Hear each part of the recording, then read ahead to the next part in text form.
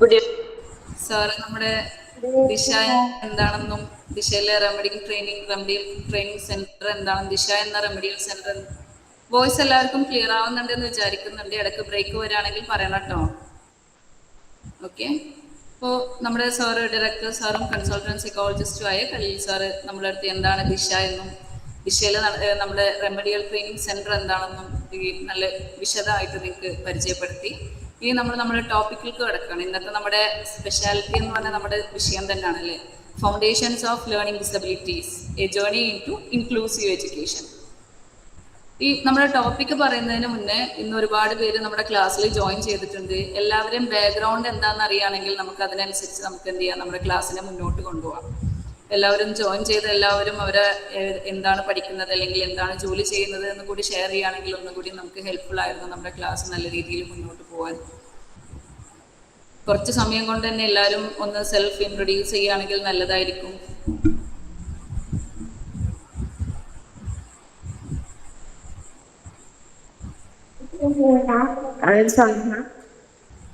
ഞാൻ കോട്ടയം കാഞ്ഞിരപ്പള്ളിയാണ്. ഞാൻ ടീച്ചറായിട്ട് വർക്ക് ചെയ്യാണ്. ഓക്കെ. ഡിസ്ഗ്രാഫിയ എന്ന് പറഞ്ഞിട്ടുണ്ടെങ്കിൽ ഡിസ്ഗ്രാഫിയ എന്ന് പറഞ്ഞിട്ടുണ്ടെങ്കിൽ എഴുതുന്നതിലുള്ള പ്രശ്നത്തിനെയാണ് നമ്മൾ ഡിസ്ഗ്രാഫിയ എന്ന് പറയുന്നത്. Sir next slide. ഡിസ്ഗ്രാഫിയ എന്ന് പറഞ്ഞാൽ ലേണിംഗ് ഡിസബിലിറ്റിന്റെ അല്ലെങ്കിൽ സ്പെസിഫിക് ലേണിംഗ് ഡിസോർഡറിലെ നെക്സ്റ്റ് ടൈപ്പാണ് ഡിസ്ഗ്രാഫിയ. ഓക്കെ. ഡിസ്ലെക്സിയന്റെ ഒരു പിക്ചറാണ് ഞാനിവിടെ ആഡ് ചെയ്തിട്ടുള്ളത്. ഞാൻ നേരത്തെ പറഞ്ഞ പോലെ തന്നെ ഓരോ വേർഡും എന്ത് ചെയ്യാം, കുട്ടിക്ക് ജംബിളായിട്ടും ഏത് വേർഡാണ് അല്ലെങ്കിൽ ഏത് ലെറ്റർ ആണെന്ന് കുട്ടിക്ക് അത് ഐഡന്റിഫൈ ചെയ്യാൻ പറ്റുന്നുണ്ടാവില്ല. നമ്മളൊരു നോർമൽ ആള് പ്രോസസ്സ് ചെയ്യുന്ന രീതിയിലാവില്ല ആ കുട്ടിയുടെ ബ്രെയിൻ എന്ത് ചെയ്യുന്നുണ്ടാവും, ആ ഒരു ലെറ്ററിനെ പ്രോസസ്സ് ചെയ്യുന്നുണ്ടാവും. ചിലപ്പോൾ മിക്ക പാരന്റ്സ് അല്ലെങ്കിൽ ടീച്ചേഴ്സ് ചിലപ്പോൾ കുട്ടീൻ്റെ അടുത്ത് പറയും, ബാക്കി എല്ലാ കാര്യങ്ങളും ഉഷാറാണല്ലോ, വായിക്കാൻ മാത്രം എന്താ എത്ര ബുദ്ധിമുട്ട് എന്ന് ചോദിക്കും. അത് മടിയാണ് അല്ലെങ്കിൽ വീട്ടിൽ നിന്ന് വായിക്കാത്തത് കൊണ്ടാണ്, അങ്ങനത്തെ ഉള്ള കുറ്റപ്പെടുത്തുകൾ അല്ലെങ്കിൽ കുട്ടീനെ അത്തരം രീതിയിൽ എന്ത് ചെയ്യാം, ഐഡന്റിഫൈ ചെയ്യാം. അത് വായിക്കാത്തത് കൊണ്ടാണ്, ആ ഒരു ഏരിയ പഠിക്കാത്തത് കൊണ്ടാണ്, വായിച്ച് പ്രാക്ടീസ് ചെയ്യാത്തതുകൊണ്ട്, ഡെയിലി വീട്ടിൽ നിന്ന് വായിക്കാത്തത് കൊണ്ടാണ്. പക്ഷെ കുട്ടിക്ക് മാത്രമേ അറിയുള്ളൂ കുട്ടിയുടെ ഉള്ളിലുള്ള ഈ ഒരു പ്രശ്നത്തിന്. കുട്ടിക്ക് മാത്രമേ മനസ്സിലാക്കുന്നുള്ളൂ എന്ത്, കുട്ടിക്ക് നമ്മൾ കാണുന്ന ക്യാറ്റ് അല്ല കുട്ടിയുടെ ബ്രെയിന് പ്രോസസ് ചെയ്യുന്ന ക്യാറ്റ് എന്നുള്ളത്. ഓക്കെ. ഇനി നെക്സ്റ്റ് ആണ് ഡിസ്ഗ്രാഫിയ എന്ന് പറഞ്ഞിട്ടുണ്ടെങ്കിൽ. ഡിസ്ഗ്രാഫിയ എന്ന് പറഞ്ഞിട്ടുണ്ടെങ്കിൽ എഴുതുന്നതിലുള്ള പ്രശ്നം, ദ സ്ട്രഗിൾ വിത്ത് റൈറ്റിംഗ് എന്നുള്ളതാണ് ഡിസ്ഗ്രാഫിയ കൊണ്ട് ഉദ്ദേശിക്കുന്നത്. റിട്ടൺ എക്സ്പ്രഷനിൽ കുട്ടികൾക്ക് പ്രശ്നം വരാം. ഒരുപാട് കുട്ടികളുടെ നോട്ട് അല്ലെങ്കിൽ നമ്മൾ എഴുതിയത് നോക്കുമ്പോൾ മറ്റുള്ളവരുമായിട്ട് കമ്പയർ ചെയ്യുമ്പോൾ പല വ്യത്യാസങ്ങളുണ്ട് അല്ലേ. ഇപ്പോൾ ആസ് എ ടീച്ചർ ആണെങ്കിൽ, ടീച്ചറായ ഒരുപാട് പേരുണ്ട്, അതുകൊണ്ടാണ് ഞാൻ ആസ് എ ടീച്ചർ എന്നെടുക്കുന്നത്. കാരണം ടീച്ചേഴ്സ് ആയുള്ളവർക്ക് ഒരുപാട് എക്സ്പീരിയൻസ് ഉണ്ടാവും, ഒരുപാട് കുട്ടികളെ കണ്ടൊരു എക്സ്പീരിയൻസ് ഉണ്ടാവും ഈ ഒരു പ്രശ്നത്തിനെ ഫേസ് ചെയ്യുന്നത്. അപ്പൊ അതുകൊണ്ടാണ് ഞാൻ ആസ് എ ടീച്ചർ എന്ന് ഇടയ്ക്കിടയ്ക്ക് എടുത്ത് പറയുന്നത് കേട്ടോ. ഓക്കെ. അപ്പോൾ ടീച്ചർ ആയിട്ടുള്ള ഒരു വ്യക്തി, ഒരു അധ്യാപികക്ക് എന്ത് ചെയ്യാൻ പറ്റും, ഈസിലി ഈ ഒരു കേസുകളൊക്കെ ഐഡന്റിഫൈ ചെയ്തെടുക്കാൻ പറ്റും. ഡിസ്ഗ്രാഫിയ എന്നുള്ള കണ്ടീഷൻ എന്ന് പറയുമ്പോൾ കുട്ടിയുടെ നോട്ട് നോക്കിയാൽ കുട്ടിക്ക് പോലും മനസ്സിലാവില്ല എന്താണ് കുട്ടി എഴുതിയിട്ടുള്ളത്. അല്ലെങ്കിൽ ഒരു ടീച്ചർ നോക്കുമ്പോഴോ അല്ലെങ്കിൽ ഒരു പാരന്റ് നോക്കുമ്പോഴോ, ഇപ്പൊ പാരന്റ് സ്കൂളിൽ നിന്ന് തിരിച്ചു വന്ന് വീട്ടിൽ വന്ന് കുട്ടിക്ക് പഠിപ്പിച്ചു കൊടുക്കാൻ വേണ്ടി പാരന്റ് നോട്ട് തുറന്നാൽ എന്താണ് കുട്ടി എഴുതിയതെന്ന് മനസ്സിലാവില്ല. കാരണം കുട്ടി എഴുതുന്നത് ചിലപ്പോ തല തിരിച്ചിട്ടാവും എഴുതുന്നുണ്ടാവുക. കുട്ടി ചിലപ്പോൾ വര ഉള്ള നോട്ടാണെങ്കിൽ പോലും വര തെറ്റിയിട്ടൊക്കെ ആവും എഴുതുന്നുണ്ടാവുക. ഒരു വരി മറ്റൊരു വരീനെ ഓവർലാപ്പ് ചെയ്തിട്ട് എഴുതിയിട്ടുണ്ടാവും. ചിലപ്പോൾ ചില വേർഡ് മിസ് ചെയ്തിട്ടുണ്ടാവും. ചില വേർഡിന്റെ ലെറ്റർ ഫോർമേഷൻസ് കറക്റ്റ് ആയിട്ടുണ്ടാവില്ല. ഡബ്ല്യു ഒക്കെ എഴുതുമ്പോൾ ജസ്റ്റ് ഒരു ലൈന് മാത്രമേ ഉണ്ടാവുള്ളൂ. എന്താണ് ഇത്, എം ആണോ ഇത് എ ആണോ എന്ന് കുട്ടിക്ക് ഐഡന്റിഫൈ ചെയ്യാൻ പ്രശ്നങ്ങളുണ്ടാവും. അപ്പോൾ കുട്ടിയുടെ എഴുത്ത് തന്നെ മൊത്തത്തിൽ ആകെ കുത്തി വരച്ചിട്ട പോലത്തെ രീതിയിലുള്ള എഴുത്താവും. എന്താണ് ഓരോ ലെറ്ററിനെ നമുക്ക് എങ്ങനെയാന്ന് വായിച്ചെടുക്കാൻ ഭയങ്കര ബുദ്ധിമുട്ടായിരിക്കും. നേരത്തെ സജന എന്നാണ് പറഞ്ഞതെന്ന് തോന്നുന്നു, എഴുതുന്നതിൽ പ്രശ്നമുള്ള ഒരു കുട്ടി ഉണ്ട് അല്ലേ സജന? എന്തൊക്കെയുണ്ട് നമ്മുടെ എല്ലാവർക്കും ഒന്ന് ഡിസ്ക്രൈബ് ചെയ്യാൻ പറ്റുമോ, ആ കുട്ടിയിൽ എന്തൊക്കെ കാര്യങ്ങളാണ് കണ്ടിട്ടുള്ളത് എന്ന്?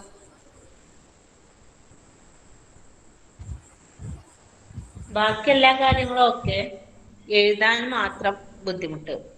എഴുതാൻ പറഞ്ഞൊരു മടി പോലെ നമുക്ക് തോന്നും. ബാക്കി എന്തെങ്കിലും എഴുതിയ എന്തെങ്കിലും കാര്യങ്ങളിൽ എന്തെങ്കിലും നോട്ടീസ് ചെയ്തിട്ടുണ്ടോ? കുട്ടി എഴുതിയ ഷീറ്റിലോ നോട്ട്ബുക്കിലോ എന്തെങ്കിലും ടോപ്പിക് എഴുതിയാൽ എന്തെങ്കിലും നോട്ടീസ് ചെയ്തിട്ടുണ്ടോ? അങ്ങനെ ഇല്ല. ഇല്ല. കുട്ടീനെ ഇത് കുട്ടിയിലെ ഒരു പ്രശ്നമായിട്ട് ഐഡന്റിഫൈ ചെയ്തിട്ടുണ്ടോ? ലേണിംഗ് ഡിസബിലിറ്റി ആണ് കുട്ടിക്ക്, ഈ ഒരു ഡിസ്ഗ്രാഫിയ എന്നുള്ള കണ്ടീഷൻ ഇല്ലില്ല ആണെന്ന് നോട്ടീസ് ഇല്ലല്ല ചെയ്തിട്ടുണ്ടോ? ഇല്ലല്ല എനിക്ക് ഇല്ല ഇല്ല. തോന്നിയത് എഴുതാന് കയ്യിന് എന്തെങ്കിലും ബുദ്ധിമുട്ടായിട്ടാ തോന്നിയത്. കാരണം കൈ കടച്ചിലോ നീ എക്സസൈസിന്റെ കുറവോ അങ്ങനെ എന്തോ അങ്ങനെയായിട്ടാ തോന്നിയത്. Yes, yes. അപ്പോ നമ്മള് സജന പറഞ്ഞത് കറക്റ്റ് ആണ്. എല്ലാവരും ഈ ഒരു കേസിനെ ഐഡന്റിഫൈ ചെയ്യുന്നത്, ഈ ഒരു പ്രശ്നത്തിനെ ഐഡന്റിഫൈ ചെയ്യുന്നത് കുട്ടികൾക്ക് എഴുതാൻ മടിയായിരിക്കാം, കുറെ എഴുതാൻ കൊടുക്കുമ്പോൾ കുട്ടിക്ക് മടിയായിട്ടായിരിക്കാം, അല്ലെങ്കിൽ എഴുതാൻ മാത്രം ആ കുട്ടിക്ക് മടി, ബാക്കി എല്ലാ കാര്യങ്ങളും ആ കുട്ടി ഉഷാറായിരിക്കും, എല്ലാ ഏരിയാസും ക്ലാസ്സിൽ ഉത്തരങ്ങൾ കറക്റ്റായിട്ട് വിളിച്ചു പറയുന്നുണ്ടായിരിക്കാം, നല്ല ആക്റ്റീവ് ആയിരിക്കാം, എല്ലാ മേഖലയിലും മുന്നോട്ടുണ്ടാവും. പക്ഷെ കുട്ടിക്ക് എക്സാം എഴുതുമ്പോൾ ആസ് എ ടീച്ചർ എപ്പോഴും ടീച്ചേഴ്സ് പറയുന്ന ഒരു കാര്യമാണ്, ക്ലാസ്സിൽ ആള് നല്ല ഉഷാറാണ്, പക്ഷെ പേപ്പറിൽ ആ ഒരു ഉഷാറ് കാണുന്നില്ല. എന്താണെന്ന് അറിയില്ല, ചിലപ്പോൾ പഠിക്കാത്തത് കൊണ്ടായിരിക്കാം, പഠിച്ചത് വരാത്തത് കൊണ്ടായിരിക്കാം, അല്ലെങ്കിൽ നല്ല രീതിയിൽ ചിലപ്പോൾ ആ സമയത്ത് ടൈം കിട്ടിയിട്ടുണ്ടാവില്ല എഴുതാൻ. അത്തരം പ്രശ്നങ്ങളായിരിക്കും ഒരു പാരന്റിന്റെ അടുത്ത് ടീച്ചർ പറയുന്നതും ടീച്ചേഴ്സായി നമ്മുടെ ക്ലാസ്സിലുള്ളവര് പാരന്റ്സിന്റെ അടുത്ത് പറയുന്നതും അങ്ങനെയാണെന്നാണ് എൻ്റെ ഒരു വിശ്വാസം. അവിടെ ചിലർക്ക് മാത്രമാണ് ഈ ഇന്നൊരു കണ്ടീഷൻ ആണെന്ന് മനസ്സിലാക്കാൻ പറ്റുള്ളൂ. നമ്മളൊരു ഡിസ്ഗ്രാഫിക് ആയിട്ടുള്ള കുട്ടീനെ എടുത്ത് നോക്കുമ്പോൾ ആ കുട്ടിയുടെ പെൻസിൽ പിടിക്കുന്നതിൽ തന്നെ വ്യത്യാസം ഉണ്ടാവും, ആ ഒരു പെണ്ണ് പിടിക്കുന്ന സ്റ്റൈലിൽ വ്യത്യാസം ഉണ്ടാവും. പെണ്ണ് പിടിക്കുന്നത് ചിലപ്പോൾ നമ്മളെല്ലാവരും പെണ്ണ് പിടിക്കുക ഈ ഒരു 3 ഫിംഗേഴ്സ് യൂസ് ചെയ്തിട്ടാണ് അല്ലേ, നമ്മുടെ ഈ ഒരു 3 ഫിംഗേഴ്സ് യൂസ് ചെയ്തിട്ടാണ് പെണ്ണ് പിടിക്കുക. പക്ഷെ ഡിസ്ഗ്രാഫി ഉള്ള ഒരു കുട്ടിയാണെങ്കിൽ ചിലപ്പോൾ പെണ്ണ് പിടിക്കുന്നുണ്ടാവുക മിഡിൽ ഫിംഗറിന്റെ ഉള്ളിലായിരിക്കാം, ചിലപ്പോൾ ഇങ്ങനെ പിടിച്ചിട്ടായിരിക്കാം പെണ്ണ് എഴുതുന്നുണ്ടാവുക. അങ്ങനെ സജന എന്തെങ്കിലും പറഞ്ഞിരുന്നോ? അതെ, അങ്ങനെയാണ് പിടിക്കുന്നത്. നമ്മള് സാധാ പിടിക്കണ പോലെ അല്ല കുട്ടി കയ്യെ വിരല് പിടിക്കുന്നത്. അത് ഉള്ളിൽ വെച്ചിട്ട്. അത് എന്തെങ്കിലും ബുദ്ധിമുട്ടായത് ആയതുകൊണ്ടാണോ? ഡിസ്ഗ്രാഫിയ എന്നുള്ളൊരു കണ്ടീഷൻ ഉള്ളത് കൊണ്ട് ആ കുട്ടിയുടെ ഫൈൻ മോട്ടോർ സ്കിൽസ് കറക്റ്റ് ആവാത്തത് കൊണ്ടും ആ കുട്ടി അതുകൊണ്ടാണ് ആ എഴുതുന്നതിൽ കൂടുതൽ പ്രഷർ കൊടുക്കുന്നത്.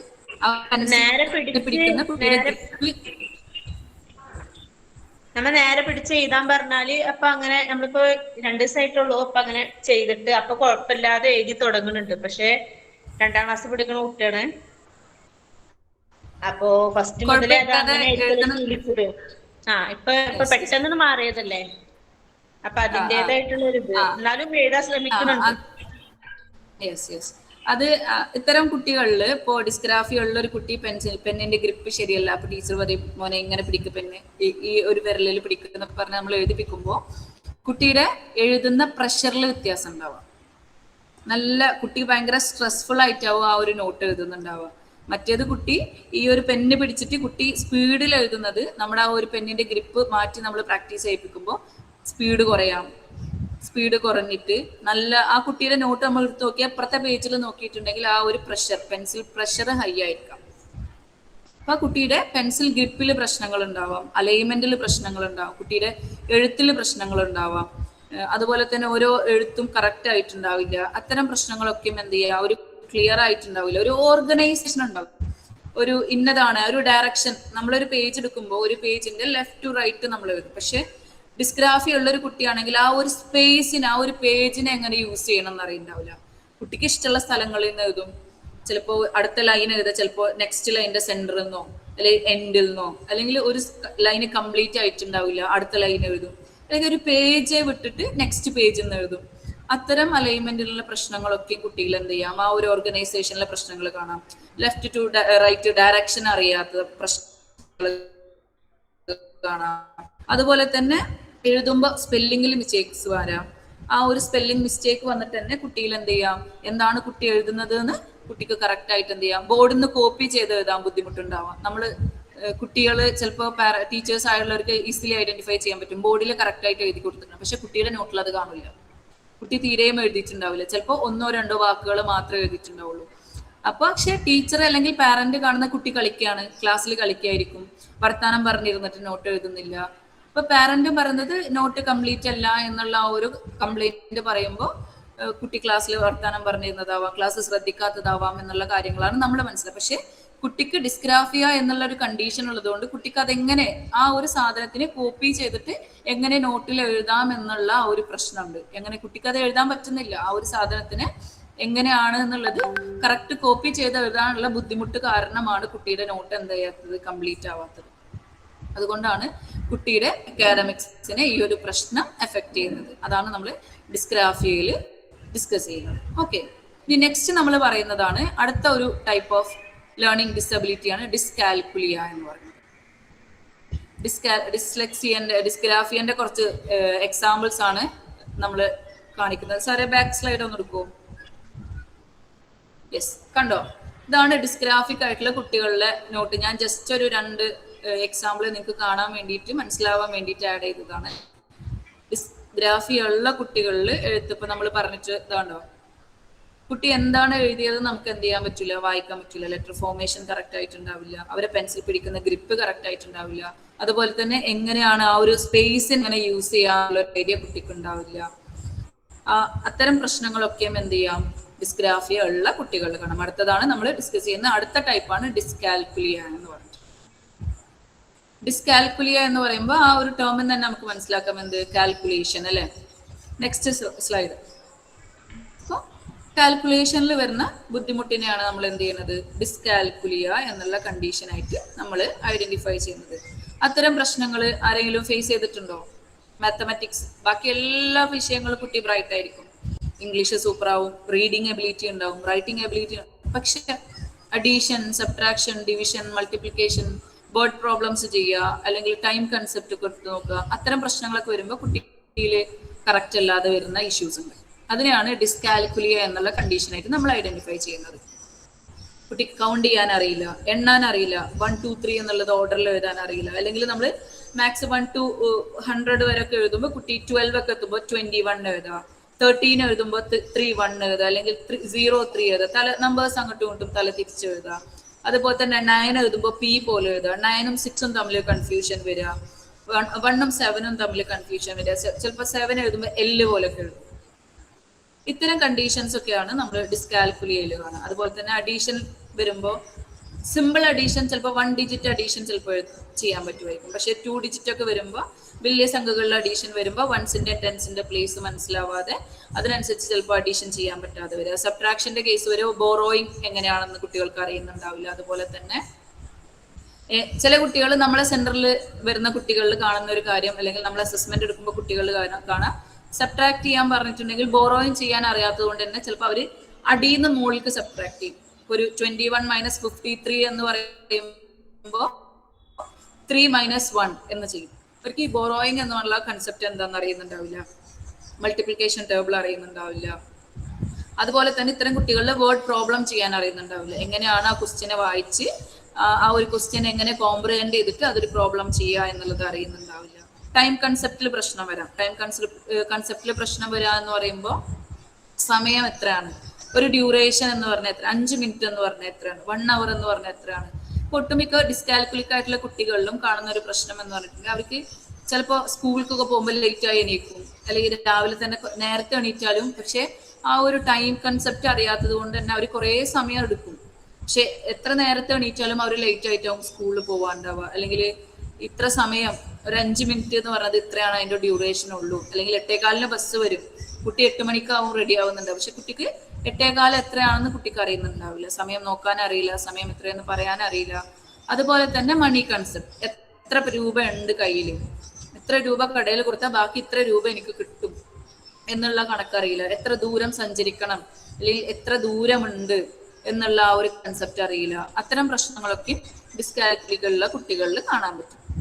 ഒരു ഉദാഹരണം പറയാം, നമുക്ക് വണ്ടി ഓടിക്കാൻ അറിയുന്ന ആളുകളാണെന്നുണ്ടെങ്കിൽ, സ്ത്രീകളിലൊക്കെ പറയുകയാണെങ്കിൽ, നമ്മൾ തുടക്കത്തിലൊക്കെ വണ്ടി പഠിക്കുന്ന ഒരാളാണെങ്കിൽ ഒരു സൈഡിൽ നിന്ന് അപ്പുറത്തെ സൈഡിലേക്ക് ഓപ്പോസിറ്റ് സൈഡിലേക്ക് ക്രോസ് ചെയ്യണമെന്നുണ്ടെങ്കിൽ എല്ലാ വണ്ടികളും പോയി നമ്മൾ വെയിറ്റ് ചെയ്ത് നമുക്ക് എളുപ്പം പോകാൻ പറ്റുന്ന ഒരു അറ്റ്മോസ്ഫിയർ എത്തിയാലേ നമ്മൾ റോഡ് ക്രോസ് ചെയ്യുള്ളൂ ഒരു 2 വീലറിൽ പോകുമ്പോൾ.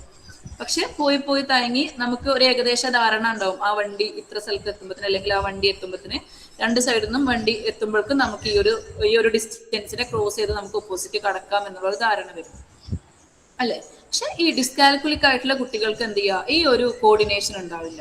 ഈ ഒരു കോർഡിനേഷൻ ഇല്ലാത്തത് കൊണ്ട് തന്നെ അവർക്ക് എത്ര ഡിസ്റ്റൻസ് കവർ ചെയ്യാം, അല്ലെങ്കിൽ എത്ര ടൈം കൊണ്ട് ഇത്ര ഡിസ്റ്റൻസ് കവർ ചെയ്യാൻ പറ്റും എന്നുള്ള പ്രശ്നങ്ങളൊക്കെ ഐഡന്റിഫൈ ചെയ്യാൻ പറ്റില്ല. അതുപോലെ തന്നെ അവർക്ക് ഇത്ര തൂക്കം നമ്മൾ ഒരു കയ്യിലെടുത്താൽ ഇത്രയാണ്, അല്ലെങ്കിൽ ഒരു ഗ്ലാസ് വെള്ളം വേറൊരു കപ്പിൽ ഒഴിച്ചാലും അതൊരു ഗ്ലാസ് വെള്ളം തന്നെയാണ് എന്നുള്ള ഫാക്റ്റുകളൊക്കെ മനസ്സിലാക്കാനുള്ള ബുദ്ധിമുട്ടുകളുണ്ടാവും. അതുപോലെ തന്നെ ഷേപ്പ് മനസ്സിലാക്കുന്നതിൽ ബുദ്ധിമുട്ടുണ്ടാവും. ഇത് ട്രയാങ്കിൾ ആണ്, ട്രയാങ്കിളിന് ഇത്ര സൈഡേ ഉള്ളൂ, അത്തരം കൺസെപ്റ്റുകളൊക്കെ മനസ്സിലാക്കുന്നതിൽ ഡിസ്കാലിക്കുലിക് ആയിട്ടുള്ള കുട്ടികളിൽ പ്രശ്നം വരാം. ഓക്കെ, അപ്പോൾ ഇത് മൂന്നുമാണ് നമ്മുടെ ലേണിംഗ് ഡിസബിലിറ്റി, പഠന വൈകല്യമുള്ള കുട്ടികളിൽ കണ്ടുവരുന്ന 3 സബ് ടൈപ്പുകൾ. പഠന വൈകല്യം എന്ന് പറയുമ്പോൾ പഠിക്കാനുള്ള പ്രശ്നത്തിനെ നമ്മൾ ഡിവൈഡ് ചെയ്യുന്നത് 3 സെക്ഷൻ ആയിട്ടാണ്: ഡിസ്ലെക്സിയ, ഡിസ്ഗ്രാഫിയ ആൻഡ് ഡിസ്കാൽക്കുലിയ.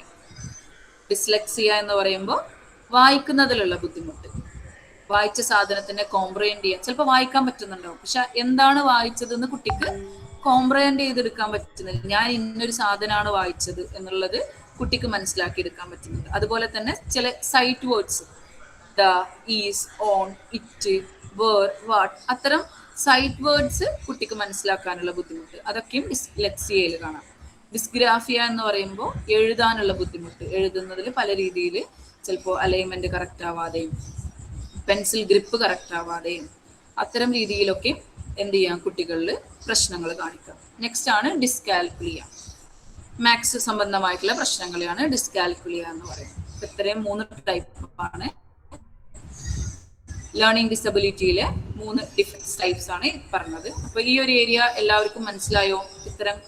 ഇതുവരെ പറഞ്ഞ 3 സ്ലൈഡുകൾ എല്ലാവർക്കും മനസ്സിലായോ? എന്താണ് ഡിസ്ലെക്സിയ, ഡിസ്ഗ്രാഫിയ ആൻഡ് ഡിസ്കാൽക്കുലിയ, എന്താണ് ലേണിംഗ് ഡിസബിലിറ്റി എന്നുള്ളത് എല്ലാവർക്കും ക്ലിയർ ആയോ?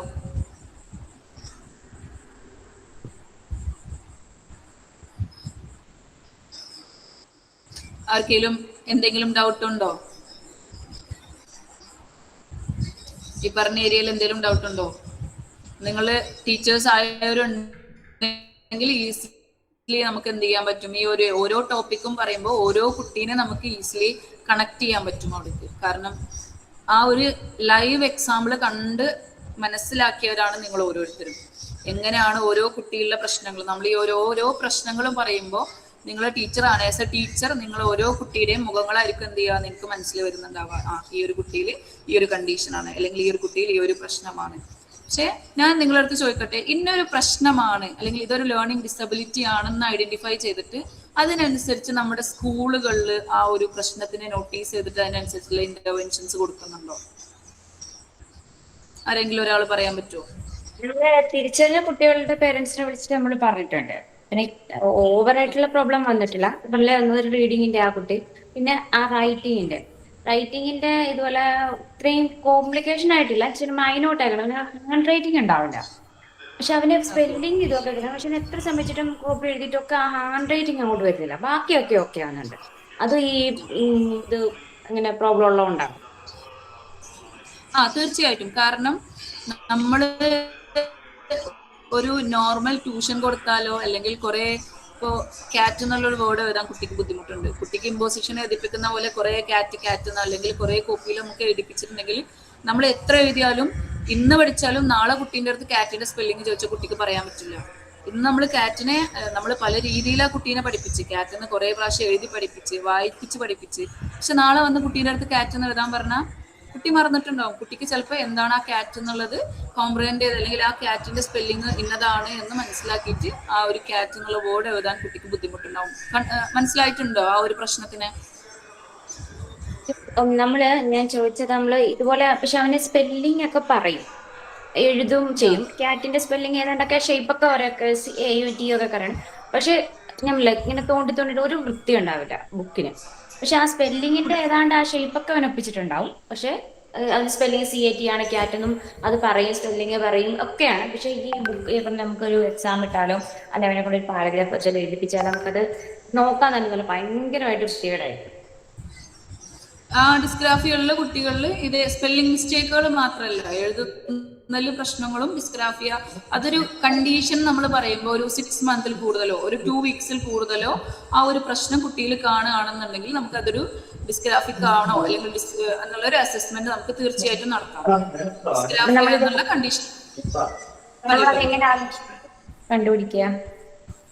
നമുക്ക് അസസ്മെന്റുകളുണ്ട്. ഡിസ്ഗ്രാഫിയ അല്ലെങ്കിൽ ലേണിംഗ് ഡിസബിലിറ്റിയിലെ ഡിസ്ഗ്രാഫിയ എന്താണെന്ന് അല്ലെങ്കിൽ ഡിസ്ലെക്സിയ എന്താണെന്ന് നമുക്ക് എന്ത് ചെയ്യാൻ പറ്റും, ഫോർമലായിട്ട് അസസ് ചെയ്യാൻ പറ്റും. ഒരു റെമഡിയൽ സെന്ററിൽ പോയിട്ടുണ്ടെങ്കിൽ ഈ ഒരു കണ്ടീഷനെ നമുക്ക് അസസ് ചെയ്താൽ ഇന്നതാണ് എന്നുള്ളത് ഈസിലി ഐഡന്റിഫൈ ചെയ്യാൻ പറ്റും. കുട്ടി അപ്പൊ നമ്മള് അതും റെഫർ ചെയ്യാല്ലേ പേരൻസിനെ വിളിച്ചിട്ട്? നമ്മൾ തീർച്ചയായിട്ടും നമ്മുടെ ഈ കോഴ്സ് തന്നെ അതാണ്, നമ്മൾ പഠിപ്പിക്കുന്ന നമ്മളെ സെന്ററിൽ നമ്മൾ പഠിപ്പിക്കുന്ന കോഴ്സ് തന്നെ അതാണ്. എന്താണ് ഈ ഒരു കണ്ടീഷൻ എന്താണെന്നും ഈ ഒരു കണ്ടീഷനെ എങ്ങനെ ഐഡന്റിഫൈ ചെയ്യാൻ, നിങ്ങൾക്ക് ഈസിലി എങ്ങനെ ഐഡന്റിഫൈ ചെയ്യാൻ പറ്റുമെന്നും. സലിഹ എന്തെങ്കിലും പറയുന്നുണ്ടോ? ഇവിടെയാണോ പറയുന്നത്? അതെ, ഒരു കാര്യം കൂടെ. അതുപോലെ ഒരു കുട്ടിയുണ്ട്, അത് അവള് നല്ല DTക്കൊക്കെ ആയിട്ട് അവള് എഴുതിയ എംപോസിഷൻ ഇങ്ങനെ 10ഉം 15ഉം പ്രാവശ്യം എഴുതി പഠിച്ചൊക്കെ കൊണ്ടുവന്ന് കാണിക്കും. ഞാൻ പഠിച്ചിട്ടാ വന്ന ടീച്ചറെ എന്ന് പറഞ്ഞിട്ട്. പക്ഷെ അവള് DT ഇടുമ്പോ എന്ത് ചെയ്യും, അതിൻ്റെ അകത്ത് ആ സ്പെല്ലിംഗ് ഇപ്പൊ 5 ആണെങ്കിൽ ആ 5ന്റെ സ്പെല്ലിംഗ് അല്ല കേട്ടോ, പക്ഷെ F കഴിഞ്ഞിട്ട് V കാണും, പിന്നെ അത് D ഉണ്ട് I.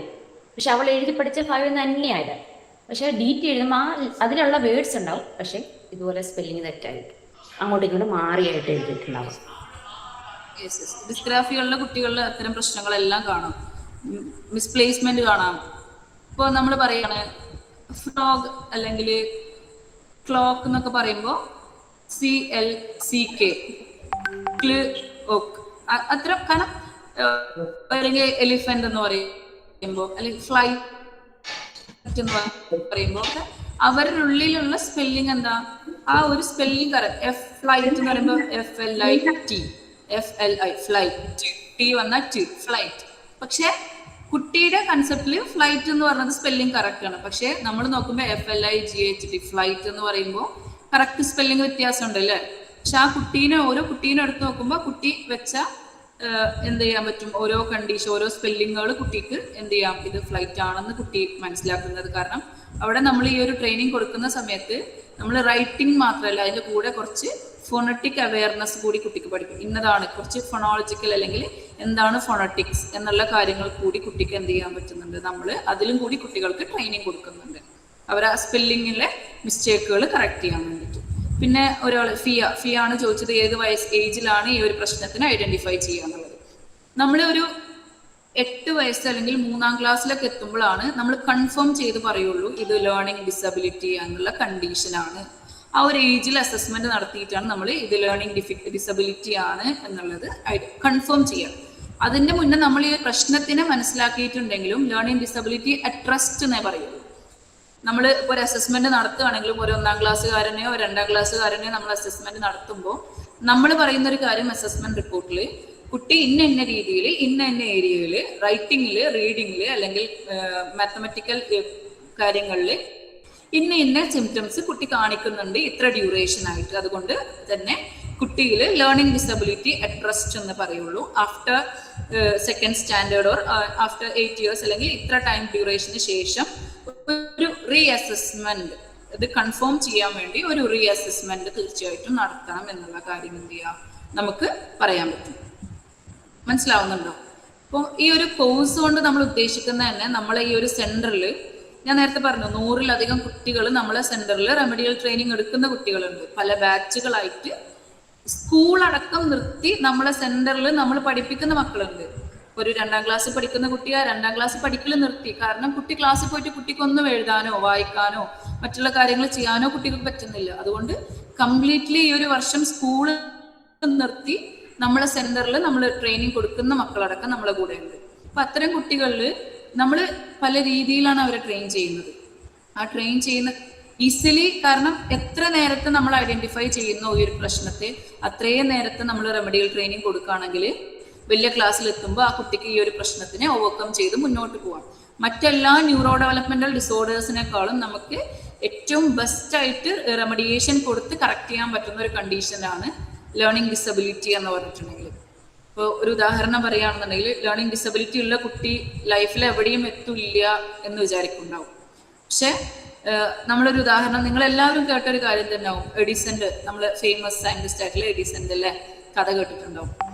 ആള് ചെറുപ്പത്തില് ടീച്ചർ ഒരു ലെറ്റർ കൊടുത്തു, പ്രിൻസിപ്പൾ ഒരു ലെറ്റർ കൊടുത്തു പാരന്റിന്, ഇത് വീട്ടിൽ കൊണ്ടുകൊടുക്കാൻ പറഞ്ഞ് ആള് വീട്ടിൽ കൊണ്ടുകൊടുത്ത്, ആ വീട്ടിൽ കൊണ്ടുകൊടുത്ത സമയത്ത് കുട്ടി അമ്മേന്റെ അടുത്ത് ചോദിച്ചു എന്താണ് ആ ലെറ്ററിൽ ഉള്ളതെന്ന്. കുട്ടിയുടെ അമ്മ പറഞ്ഞൊരു കാര്യം, എൻ്റെ മകൻക്ക് പഠിക്കാനുള്ള സൗകര്യങ്ങളോ സജ്ജീകരണങ്ങളോ ആ സ്കൂളിലില്ല, അതുകൊണ്ട് മോന് വീട്ടിലിരുന്ന് പഠിച്ചാൽ മതി. ശരിക്ക് ആ എഡിസന് ലേണിംഗ് ഡിസബിലിറ്റി ആയിരുന്നു, ഈ ഒരു പ്രശ്നമായിരുന്നു, ഈ ഒരു പ്രശ്നമുണ്ട്.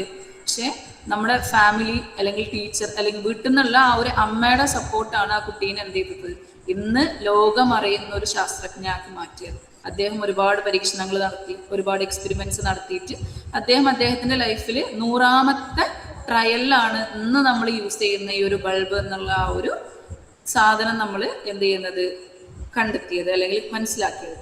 അപ്പോൾ അദ്ദേഹം പറഞ്ഞത് എൻ്റെ ഓരോ പരീക്ഷണങ്ങളും ഞാൻ എന്ത് ചെയ്യാൻ പാടില്ല എന്നുള്ള കാര്യം പഠിച്ചു എന്നുള്ളതാണ്. അതാ പറഞ്ഞത് ഈ ഒരു പ്രശ്നമുള്ള കുട്ടി എന്ന് പറഞ്ഞിട്ട് ലേണിംഗ് ഡിസബിലിറ്റി ഉള്ള കുട്ടി എന്ന് പറഞ്ഞാൽ ലൈഫിൽ എവിടെയും തോറ്റുപോയൊരു മകനെയോ അല്ലെങ്കിൽ മകളോ അല്ല.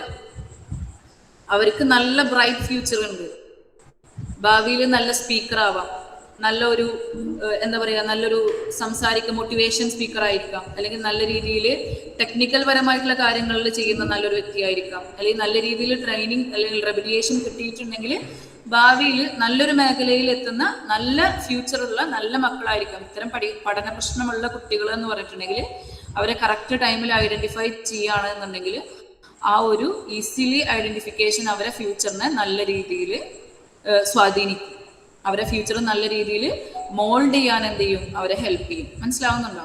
അപ്പൊ നമ്മളെ സെന്ററിൽ 10ാം ക്ലാസ്സിൽ പഠിക്കുന്ന കുട്ടികളടക്കം വരുന്നുണ്ട്. 10ാം ക്ലാസ്സിൽ പഠിക്കുന്ന കുട്ടികൾ എഴുതാൻ അറിയില്ല, വായിക്കാൻ അറിയില്ല, അത്തരം കുട്ടികൾ വരുന്നുണ്ട്. അതുപോലെ തന്നെ +2 കഴിഞ്ഞ് വരുന്ന മക്കളുണ്ട്. ഒരു 10ാം ക്ലാസ് +2 ഒക്കെ സ്ക്രൈബ് വെച്ച് എക്സാം എഴുതി +2 കഴിഞ്ഞ് വരുന്ന മക്കളുണ്ട്. ആ +2 കഴിഞ്ഞ് വരുന്ന ഇപ്പോൾ ഒരു മോന്, ഞാൻ നോക്കിക്കൊണ്ടിരിക്കുന്ന ഒരു മോന്, അവൻ +2 കഴിഞ്ഞ് അവൻ വന്ന് നമ്മുടെ സെന്ററിൽ 1-2 മാസമായി വരുന്നു. ആ ഒരു 1-2 മാസത്തിൽ അവൻ്റെ അടുത്ത് ഒരുപാട് അവൻ്റെ എല്ലാ റീഡിങ്ങിലായിക്കോട്ടെ റൈറ്റിങ്ങിലായിക്കോട്ടെ ഒരുപാട് മാറ്റങ്ങളുണ്ട്. അപ്പോൾ ഞാൻ അവൻ്റെ അടുത്ത് ചോദിച്ചു, മോനെ ഈ ഒരു ട്രെയിനിങ് നിനക്ക് മുന്നേ കിട്ടിയിരുന്നെങ്കിൽ സ്ക്രൈബ് ഇല്ലാതെ എക്സാം എഴുതുമായിരുന്നില്ലേ എന്ന് ചോദിച്ചു. ആ മോനെൻ്റെ അടുത്ത് പറഞ്ഞത് ഞാൻ എഴുതുമായിരുന്നു. അതാ പറഞ്ഞത് എത്രയും പെട്ടെന്ന് നിങ്ങൾ ഐഡന്റിഫൈ ചെയ്യുന്നു. ഒരു ടീച്ചറാണെങ്കിൽ ഒരു 3ാം ക്ലാസ് പഠിക്കുന്ന ഒരു കുട്ടി അല്ലെങ്കിൽ 2ാം ക്ലാസ് 1ാം ക്ലാസ് പഠിക്കുന്ന കുട്ടിക്ക് നിങ്ങൾ ഈ ഒരു പറഞ്ഞ പ്രശ്നങ്ങൾ നിങ്ങൾ നോട്ടീസ് ചെയ്യുന്നുണ്ടെങ്കിൽ അവരെ പാരന്റിന്റെ അടുത്ത് പറയണം. കുട്ടി വലുതായ ശരിയാവും, ചെറിയ ക്ലാസ്സിലുള്ള കുട്ടിയാണ്, അതുകൊണ്ടായിരിക്കും കുട്ടി ഇങ്ങനെ, അല്ലെങ്കിൽ കുറെ ഓവർലോഡ് ഉള്ളത് കൊണ്ട് ചിലപ്പോൾ ആ ഒരു ഏരിയ പഠിക്കാത്തത് കൊണ്ടായിരിക്കും, അല്ലെങ്കിൽ അടുത്ത എക്സാമിന് ശരിയാവും, അല്ലെങ്കിൽ വലിയ ക്ലാസ്സിലെത്തിയാൽ ശരിയാവും എന്നുള്ള ആ ഒരു യൂഷ്വൽ ക്ലീഷേ ഡയലോഗുകൾ അല്ലെങ്കിൽ സംസാരങ്ങൾ അല്ലെങ്കിൽ അത്തരം മോട്ടിവേഷൻ നമ്മൾ പാരന്റ്സിന് സമാധാനം ആയിക്കോട്ടെ എന്നുള്ള രീതിയിലായിരിക്കും ചിലപ്പോൾ നിങ്ങളെ എന്നല്ല. യൂഷ്വലി ഇപ്പൊ ഞാൻ കാണുന്ന ഒട്ടുമിക്ക ടീച്ചേഴ്സും ഞാൻ എൻ്റെ മോളെ സ്കൂളിൽ പോകുമ്പോഴൊക്കെ പാരന്റ്സിന്റെ അടുത്ത് പറയുന്ന കാര്യങ്ങൾ ഞാൻ കണ്ട ഒരു കാര്യങ്ങളാട്ടോ ഇവിടെ ഷെയർ ചെയ്യുന്നത്. അപ്പോൾ ടീച്ചേഴ്സ് പറയുന്ന ഒരു കാര്യങ്ങൾ എന്ന് പറയുന്നത് ഇത്തരം കാര്യങ്ങളായിരിക്കും. പക്ഷെ അതിന് പകരം ഇത്തരം സിംറ്റംസ് നമ്മളിവിടെ മനസ്സിലാക്കി ഇത്തരം സിംറ്റംസ് നിങ്ങളുടെ കുട്ടികളിൽ കാണുന്നുണ്ടെങ്കിൽ തീർച്ചയായിട്ടും എന്ത് പറയണം, ഇങ്ങനൊരു പ്രശ്നം കാണുന്നുണ്ട്, അതിനെ എന്ത് ചെയ്യുക, ഈ ഒരു പ്രശ്നമാണോ എന്ന് നിങ്ങളൊന്ന് അസസ്മെന്റ് എടുത്ത് നോക്കൂ എന്ന് പറയുക. അല്ലെങ്കിൽ ഒരു അസസ്മെന്റ് എടുത്തിട്ട് എന്ത് ചെയ്യുക, നമ്മൾ ഈ ഒരു കോഴ്സിലൂടെ നിങ്ങൾക്ക് തരുന്നത് എങ്ങനെ അസസ്മെന്റ് എടുക്കാം, എങ്ങനെ ഒരു കുട്ടീനെ തിരിച്ചറിയാം, ഈ തിരിച്ചറിഞ്ഞ കുട്ടിക്ക് എങ്ങനെ നല്ലൊരു റെമഡിയേഷൻ കൊടുക്കാം എന്നുള്ളതൊക്കെ നമ്മൾ എന്ത് ചെയ്യുന്നുണ്ട് ഈ ഒരു കോഴ്സിലൂടെ നിങ്ങളെ പഠിച്ച് അതിനനുസരിച്ച് നിങ്ങളെ പ്രാപ്തരാക്കുന്നുണ്ട്. അപ്പൊ ഈ ഒരു കണ്ടീഷനെ മനസ്സിലാക്കാൻ നിങ്ങൾക്ക് എളുപ്പം പറ്റും. അതുപോലെ തന്നെ നമ്മൾ നേരത്തെ പറഞ്ഞ പോലെ ഇൻക്ലൂസീവ് എഡ്യൂക്കേഷൻ, നമ്മളെ ടോപ്പിക്കിന്ന് നമ്മൾ കൊടുത്ത ടോപ്പിക്കിന്റെ പേരിലാണ് foundation of learning disabilities a journey to inclusive education. ക്ലാസ്സിൽ ഒരു 30 കുട്ടികളുണ്ടെങ്കിൽ 30 പേരും ഞാൻ നേരത്തെ പറഞ്ഞ പോലെ 30 തരത്തിലുള്ള കുട്ടികളാണ്. ആ ഓരോ കുട്ടീനെ മനസ്സിലാക്കി, ഇപ്പൊ ഒരു കുട്ടിയാണ് ഇത്തരം പ്രശ്നമുള്ള ലേണിംഗ് ഡിസബിലിറ്റി നമ്മൾ ഡിസ്കസ് ചെയ്ത 3 ടൈപ്പിൽ ഏത് ടൈപ്പ് കുട്ടിയാണെന്ന് നമ്മൾ ഐഡന്റിഫൈ ചെയ്യാനെങ്കിൽ നമ്മൾ കൊടുക്കുന്ന റെമഡിയേഷൻ ടെക്നിക്, ഇപ്പോൾ വായിക്കാൻ ബുദ്ധിമുട്ടുള്ള ഒരു കുട്ടിയാണ്, അല്ലെങ്കിൽ ലെറ്ററിനെ ഐഡന്റിഫൈ ABCD നമ്മൾ ബേസ് ആയിട്ട് പഠിപ്പിക്കുമ്പോൾ 1ാം ക്ലാസ്സിലൊക്കെ പഠിപ്പിക്കുമ്പോൾ ABCD ഐഡന്റിഫൈ ചെയ്യാൻ പറ്റുന്നില്ല, അല്ലെങ്കിൽ സ്മോൾ ലെറ്ററും ക്യാപിറ്റൽ ലെറ്ററും മിക്സ് ആക്കിയിട്ടാണ് എഴുതുന്നത്, അല്ലെങ്കിൽ റിവേഴ്സ് ആക്കിയിട്ടാണ് ലെറ്റർ റിവേഴ്സിൽ കാണുന്നുണ്ട്, റിവേഴ്സ് ചെയ്ത് എഴുതാണ്, പീനെ 9 പോലെ എഴുതുന്നുണ്ട്, അല്ലെങ്കിൽ മിസ്പ്ലേസ് ചെയ്തെന്ന് എഴുതുന്നുണ്ടെന്നുണ്ടെങ്കിൽ നമ്മൾ പല ആക്ടിവിറ്റീസിൽ കൂടെ അല്ലെങ്കിൽ പല രീതിയിൽ എന്ത് ചെയ്യാം, മൾട്ടി സെൻസറി അപ്രോച്ചുകളും അതുപോലെ തന്നെ പല രീതിയിൽ ആ ഒരു ക്ലാസ്സിനെ നമുക്ക് എന്ത് ചെയ്യാൻ പറ്റും, മാറ്റിയെടുക്കാൻ പറ്റും. അപ്പൊ നമ്മൾ ആ ഒരു ആക്ടിവിറ്റി കൊടുക്കുമ്പോൾ, നമ്മൾ പഠിക്കുന്ന ആക്ടിവിറ്റീസ് നമ്മുടെ ക്ലാസ്സിൽ കുട്ടികളിൽ കൊടുക്കുമ്പോൾ ആ കുട്ടീനെയും കൂടി നമ്മൾ ഉൾപ്പെടുത്തി ആ ഒരു ക്ലാസ്സിൽ, അതുപോലെ തന്നെ മറ്റുള്ള കുട്ടികൾക്ക് ഒന്നും കൂടി ബെറ്റർ ആക്കിയിട്ട് ആ ഒരു കാര്യത്തിനെ മനസ്സിലാക്കാനും പറ്റും. അവിടെയാണ് നമ്മൾ ഇൻക്ലൂസീവ് എഡ്യൂക്കേഷൻ എന്ന് പറയുന്നത്. ആ ഒരു കുട്ടിയാണെങ്കിൽ ആ ഒരു കുട്ടിക്കാണ് ഈ ഒരു പ്രശ്നമുള്ളതെങ്കിൽ ആ കുട്ടീനെയും കൂടി നമ്മളെ ക്ലാസ്സിൽ കൂടി ഉൾപ്പെടുത്തിയിട്ട് ആ ഒരു ക്ലാസ്സിനെ നല്ല രീതിയിൽ കൊണ്ടുപോവുക, എല്ലാവർക്കും ഉപകാരപ്രദമായ രീതിയിൽ കൊണ്ടുപോവുക എന്നുള്ളതാണ്. ഓക്കെ, മനസ്സിലായോ? അപ്പൊ അതിനാണ് നമ്മൾ ഇൻക്ലൂസീവ് എഡ്യൂക്കേഷൻ എന്ന് പറയുന്നത്. അപ്പോൾ നിങ്ങളെ ആ ഒരു ടീച്ചിങ് സ്ട്രെസ് എന്ത് ചെയ്യാൻ പറ്റും, കുറച്ചു കൊണ്ടുവരാൻ പറ്റും. ചിലപ്പോൾ അതുപോലെ തന്നെ പറയാനുള്ളത്, ഈ ലേണിംഗ് ഡിസബിലിറ്റി നമ്മൾ 3 ടൈപ്പ് പറഞ്ഞല്ലേ, ഈ 3 ടൈപ്പിൽ കൂടെ കൊമോർബിഡ് ആയിട്ട് വേറെയും കണ്ടീഷൻസ് വരും. ADHD ഉള്ള കുട്ടികളുണ്ടാവും, കണ്ടക്ട് ഡിസോർഡർ ഉള്ള കുട്ടികളുണ്ടാവും, ബിഹേവിയറൽ പ്രോബ്ലം ഉള്ള കുട്ടികളുണ്ടാവും. അപ്പൊ കൂടുതലും ADHD കേസസ് ഒക്കെ കാണാം. കാരണം ഒരു സ്ഥലത്ത് ഇരിക്കൂല, ഇവിടെ കണ്ട ആള് കുറച്ച് കഴിഞ്ഞാൽ കുറച്ച് അപ്പുറത്താകും, ലാസ്റ്റ് ബെഞ്ചിലാവും, അല്ലെങ്കിൽ ക്ലാസ്സിൽ വേറെ ഏതെങ്കിലും സൈഡിലാവും, അല്ലെങ്കിൽ നോട്ട് എഴുതി കഴിഞ്ഞാൽ ഒരു ഭാഗത്ത് ഇരുന്നുള്ള ഒരു ആക്ടിവിറ്റീസും ഇല്ല. ഭയങ്കര ഒരു ഭാഗത്ത് നിന്ന് മറ്റൊരു ഭാഗത്തേക്ക് പോവുക, അതുപോലെ തന്നെ ബെഞ്ചുമ കയറുക, അല്ലെങ്കിൽ ആ ആളെ പെൻസിൽ എടുക്കുക, ഈ ആൾ എന്തെങ്കിലും കാട്ടുക, ഇയാൾക്ക് എഴുതാൻ സമ്മതിക്കാതിരിക്കുക, അല്ലെങ്കിൽ ഒന്ന് എഴുതി പിന്നെ ക്ലാസ്സിന്റെ ചുറ്റും നടക്കുന്നുണ്ടാവും. അപ്പോൾ ടീച്ചർക്ക് ആ ഒരു കുട്ടീനെ മാത്രം ഫോക്കസ് ചെയ്യുക എന്ന് പറയുമ്പോൾ ബാക്കിയുള്ള പോർഷൻസ് കംപ്ലീറ്റ് ആക്കാൻ പറ്റുന്നുണ്ടാവില്ല. ആ ഒരു കുട്ടി ആയിക്കോട്ടെ, ആ കുട്ടി ബാക്കിയുള്ള മൊത്തം ക്ലാസ്സിന് അല്ലെങ്കിൽ ആ ഒരു മൊത്തം കാര്യങ്ങളിൽ ഡിസ്റ്റർബ് ആയിട്ടുണ്ടായിരിക്കും. അപ്പൊ ആ ഒരു കുട്ടീനെ മാത്രം പിടിച്ചൊരു ഭാഗത്ത് ഇരുത്തുക എന്ന് പറയുന്നതും ആ ഒരു കുട്ടീനെ മാത്രം ശ്രദ്ധിക്കുക എന്ന് പറയുന്നതും ചിലപ്പോൾ നമ്മുടെ സിലബസ് കവർ ചെയ്യുന്നതിന്റെ അല്ലെങ്കിൽ മറ്റുള്ള ബുദ്ധിമുട്ടുകൾ വരുമ്പോൾ നമുക്ക് എന്ത് ചെയ്യാൻ പറ്റും, മാനേജ് ചെയ്ത് കൊണ്ടുപോകാൻ പറ്റില്ല. അപ്പൊ നമ്മളെ ജോബ് നമുക്കൊരു സ്ട്രെസ് ആയിട്ട് ഫീൽ ചെയ്യും. അപ്പോൾ ഇത്തരം പ്രശ്നങ്ങളുള്ള കുട്ടികളാണെങ്കിൽ ആദ്യം ആ കുട്ടികളിൽ സിറ്റിംഗ് ബിഹേവിയർ ഉണ്ടാക്കണം.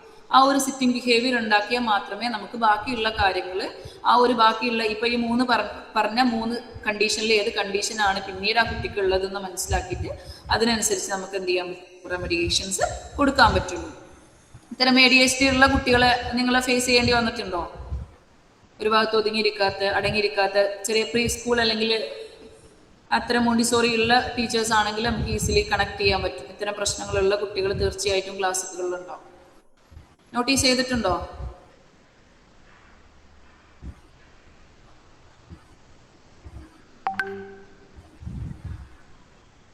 എല്ലാവരുടെ ക്ലാസ്സിലും നല്ല ആക്റ്റീവ് ആയിട്ടുള്ള മക്കളാണുള്ളത് തോന്നുന്നല്ലോ. ഇരിക്കാത്ത മക്കളെങ്ങനെയാണ് അവര് വേറെ ആയിരിക്കും പറയാം. ഒരു ഭാഗത്ത് ഒതുങ്ങിയിരിക്കൂല, പിന്നെ നമ്മള് പറയണതിനാവില്ല അവര് ആൻസർ പറയാം, അവര് വേറെ എന്തെങ്കിലും കാര്യം ഇങ്ങോട്ട് പറയും. പിന്നെ അതുപോലെ തന്നെ അവർക്ക് ചോദിക്കുന്ന കാര്യങ്ങളൊക്കെ അറിയുന്നുണ്ടോ? അതുകൊണ്ട് നമ്മൾ പറയും ഇന്ന കുട്ടീന്റെ പേര് വിളിച്ചാൽ മാത്രമേ ഉത്തരം പറയാൻ പാടുള്ളൂ, അല്ലെങ്കിൽ ഒരു ചോദ്യം ചോദിക്കുന്നതിന് മുന്നേ തന്നെ അവർ ആൻസർ വിളിച്ചു പറയും.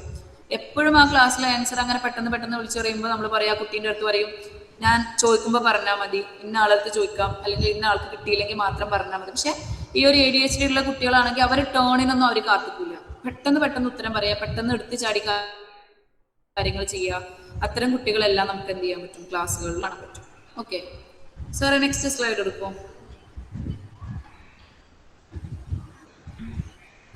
ഓക്കെ, ഇതാണ് നമ്മൾ ഡിസ്കാൽക്കുലിയന്റെ, നേരത്തെ പറഞ്ഞ ഡിസ്കാൽക്കുലിയന്റെ സിംറ്റംസ്. അവർക്ക് എത്രയാണ് 6+3 എന്ന് പറഞ്ഞാൽ എത്രയാണ്, 6 കഴിഞ്ഞാൽ 7 ആണ്, അല്ലെങ്കിൽ ഒരു നമ്പർ കഴിഞ്ഞാൽ ആഫ്റ്റർ നമ്പറും ബിഫോർ നമ്പർ ബിറ്റ്വീൻ നമ്പേഴ്സ് ഒക്കെ കൺഫ്യൂഷൻ വരാം. ഇന്നൊരു നമ്പർ കഴിഞ്ഞാൽ 1 കഴിഞ്ഞാൽ 2 ആണ്, അല്ലെങ്കിൽ 10 കഴിഞ്ഞാൽ 11 ആണെന്ന് കുട്ടി ആദ്യം മുതലേ 1 2 3 4 5 6 7 8 9 10 അങ്ങനെ എണ്ണി വരുന്നു. അത്തരം കണ്ടീഷൻസ് ഒക്കെ എന്ത് ചെയ്യാൻ പറ്റും, ഈ ഒരു കേസിൽ നമുക്ക് കാണാൻ പറ്റും. Okay sir, next slide.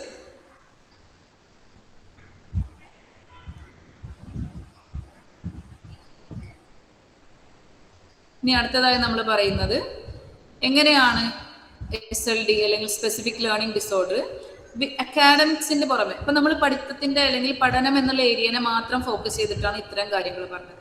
ഇതെല്ലാം കുട്ടികളിൽ ഇതിന് പുറമെ എന്തെല്ലാം ഇമ്പാക്റ്റുകളാണ് ലേണിംഗ് ഡിസബിലിറ്റി മൂലം കുട്ടികളിൽ കാണിക്കുന്നുണ്ടാവുക എന്നുള്ളതാണ് അടുത്തതായി നമ്മൾ ഡിസ്കസ് ചെയ്യുന്നത്.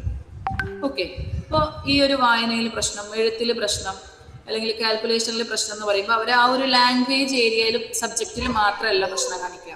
ഈ ഒരു ലാംഗ്വേജിൽ പ്രശ്നമുള്ളത് കൊണ്ട് തന്നെ അവരെ മറ്റ് സബ്ജക്റ്റിൽ കൂടി എന്ത് ചെയ്യാം, ഈ ഒരു പ്രശ്നത്തിനെ കാണിക്കും. അതുകൊണ്ട് അവരെ അക്കാഡമിക് പെർഫോമൻസ് എന്ത് ചെയ്യാൻ പറ്റും, പുറകോട്ടാവാൻ പറ്റും. മനസ്സിലാവുന്നുണ്ടോ? മൊത്തം ആ ഒരു സ്കൂൾ പെർഫോമൻസിന് തന്നെ അവരെ പുറകോട്ട് കൊണ്ടുവരാം. അവർ പഠിക്കില്ല, കാരണം അവർക്ക് എഴുതാൻ അറിയാത്തത് കൊണ്ട് തന്നെ ഓവറായിട്ട് നമ്മൾ പറയുന്ന കാര്യങ്ങളോ എഴുതിപ്പിക്കുന്ന കാര്യങ്ങളോ അവരെ ബ്രെയിനിൽ എക്സസ് കൊഗ്നിറ്റീവ് ഓവർലോഡ് എന്നാ പറയുന്നത്.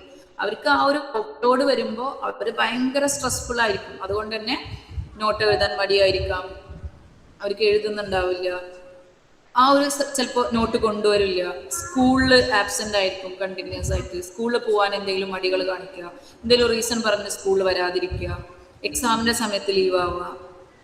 പിന്നെ അതുപോലെ തന്നെ അവരെ ഡെയിലി ആക്ടിവിറ്റീസ് ഒക്കെ എടുത്ത് നോക്കുകയാണെങ്കിൽ നേരത്തെ പറഞ്ഞ പോലെ ഡിസ്കാലിഫിക്കേഷനുള്ള കണ്ടീഷൻസിൽ നമ്മൾ പറഞ്ഞല്ലേ ടൈം മാനേജ്മെന്റിൽ പ്രശ്നം വരാം.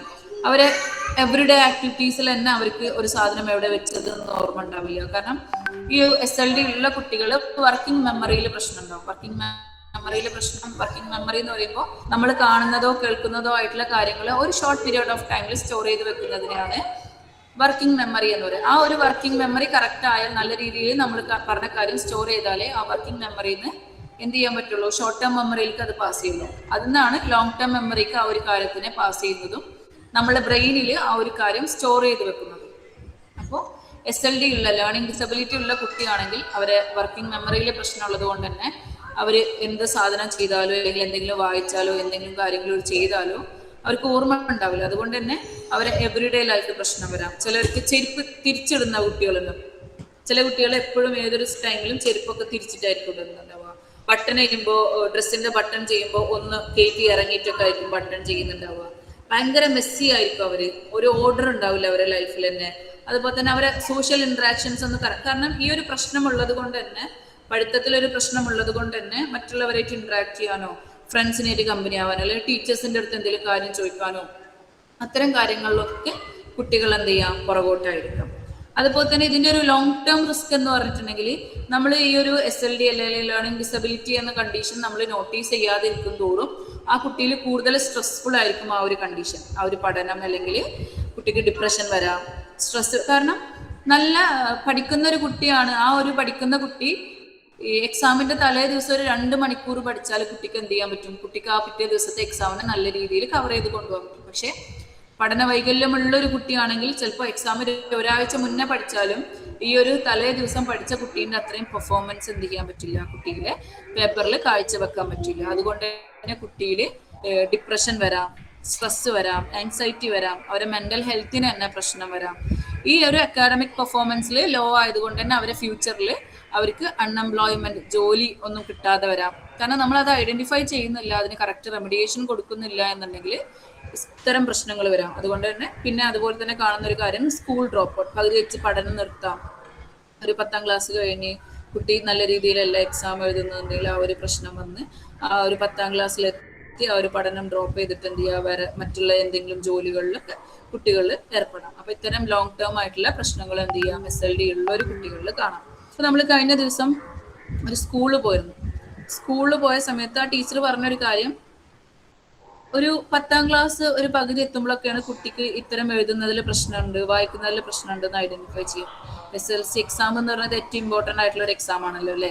അപ്പൊ ഇത്തരം പ്രശ്നങ്ങൾ കാണുമ്പോൾ കുട്ടീനെ എന്ത് ഐഡന്റിഫൈ ചെയ്യും, കുട്ടിക്ക് ഇന്നൊരു പ്രശ്നമുണ്ട്, സ്ക്രൈബ് വേണം എന്നുള്ളത് കണ്ടുപിടിച്ച് അപ്പൊ സ്ക്രൈബിനെ കൊണ്ട് എക്സാം എഴുതി. സ്ക്രൈബ് എക്സാം എഴുതുമ്പോൾ ടീച്ചർ പറഞ്ഞൊരു കാര്യം എന്ന് പറഞ്ഞിട്ടുണ്ടെങ്കിൽ, മുന്നത്തെ വർഷങ്ങളിലൊക്കെ സ്ക്രൈബ് എക്സാം എഴുതുമ്പോൾ ആ കുട്ടിയുടെ പേപ്പറിൽ ഒരു കോഡ് എഴുതിയിരുന്നു, ഓർഡർ കോഡ് എഴുതിയിരുന്നു. പക്ഷെ കഴിഞ്ഞ വർഷം മുതൽ ഈ ഒരു കോഡ് എഴുതുന്നില്ല. അതുകൊണ്ട് തന്നെ സ്ക്രൈബ് എഴുതിയ കുട്ടിയുടെ പേപ്പർ നോക്കുന്നതും ഒരു നോർമൽ കുട്ടിയുടെ പേപ്പർ എങ്ങനെയാണോ നോക്കുന്നത് അതേ രീതിയിലായിരിക്കും ആ കുട്ടിയുടെ പേപ്പർ നോക്കുന്നുണ്ട്. അതുകൊണ്ട് തന്നെ ആ ഒരു കുട്ടിക്ക് നല്ല രീതിയിൽ ചിലപ്പോൾ മാർക്ക് സ്കോർ ചെയ്യാൻ പറ്റിയെന്ന് വരില്ല. പിന്നെ നമ്മളൊരു വേണ്ടപ്പെട്ട ഒരു സാറ് നടത്തിയ പഠനം, സാർ ഒരു സ്റ്റഡി നടത്തിയതിൽ തന്നെ കഴിഞ്ഞ എക്സാമിൽ 4 ലക്ഷത്തി സംതിങ് കുട്ടികൾ SLC എക്സാം എഴുതിയിൽ 27,000 സംതിങ് കുട്ടികൾ എന്ത് ചെയ്തിട്ടുണ്ട്, സ്ക്രൈബിനെ വെച്ചിട്ടാണ് എക്സാം എഴുതിയിട്ടുള്ളത്. അപ്പോൾ അവിടെ ഈ ഒരു പഠന വൈകല്യം, മെന്റലി ഇഷ്യൂ ഉള്ള കുട്ടികൾക്കാണ് കൂടുതലും സ്ക്രൈബ് വെച്ചിട്ട് എന്ത് ചെയ്യുക, എക്സാം എഴുതുന്നത്. പക്ഷെ ഈ ഒരു പഠന വൈകല്യമുള്ള കുട്ടികളിലും സ്ക്രൈബ് വെച്ച് എക്സാം എഴുതും. പക്ഷെ ചിലവരിൽ പഠന വൈകല്യം എന്നുള്ള കണ്ടീഷൻ ആവില്ല, ലേണിംഗ് ഡിഫിക്കൽറ്റി ആവാം, ലേണിംഗ് ഡിസബിലിറ്റി എന്നുള്ള കണ്ടീഷനിലേക്ക് എത്തിയിട്ടുണ്ടാവില്ല. ചിലപ്പോൾ ഒരു 3 months 4 months ഒക്കെ കറക്റ്റ് ആയിട്ട് റെമഡിയേഷൻ കൊടുത്തിട്ടുണ്ട് എന്നുണ്ടെങ്കിൽ ആ ഒരു കുട്ടിയുടെ പ്രശ്നത്തിനെ നമുക്ക് സോൾവ് ചെയ്യാൻ പറ്റും. സ്കോളാസ്റ്റിക് ബാക്ക്വേർഡ്നെസ്സിന് ഞാൻ പറഞ്ഞ പല കാരണങ്ങളുണ്ട്.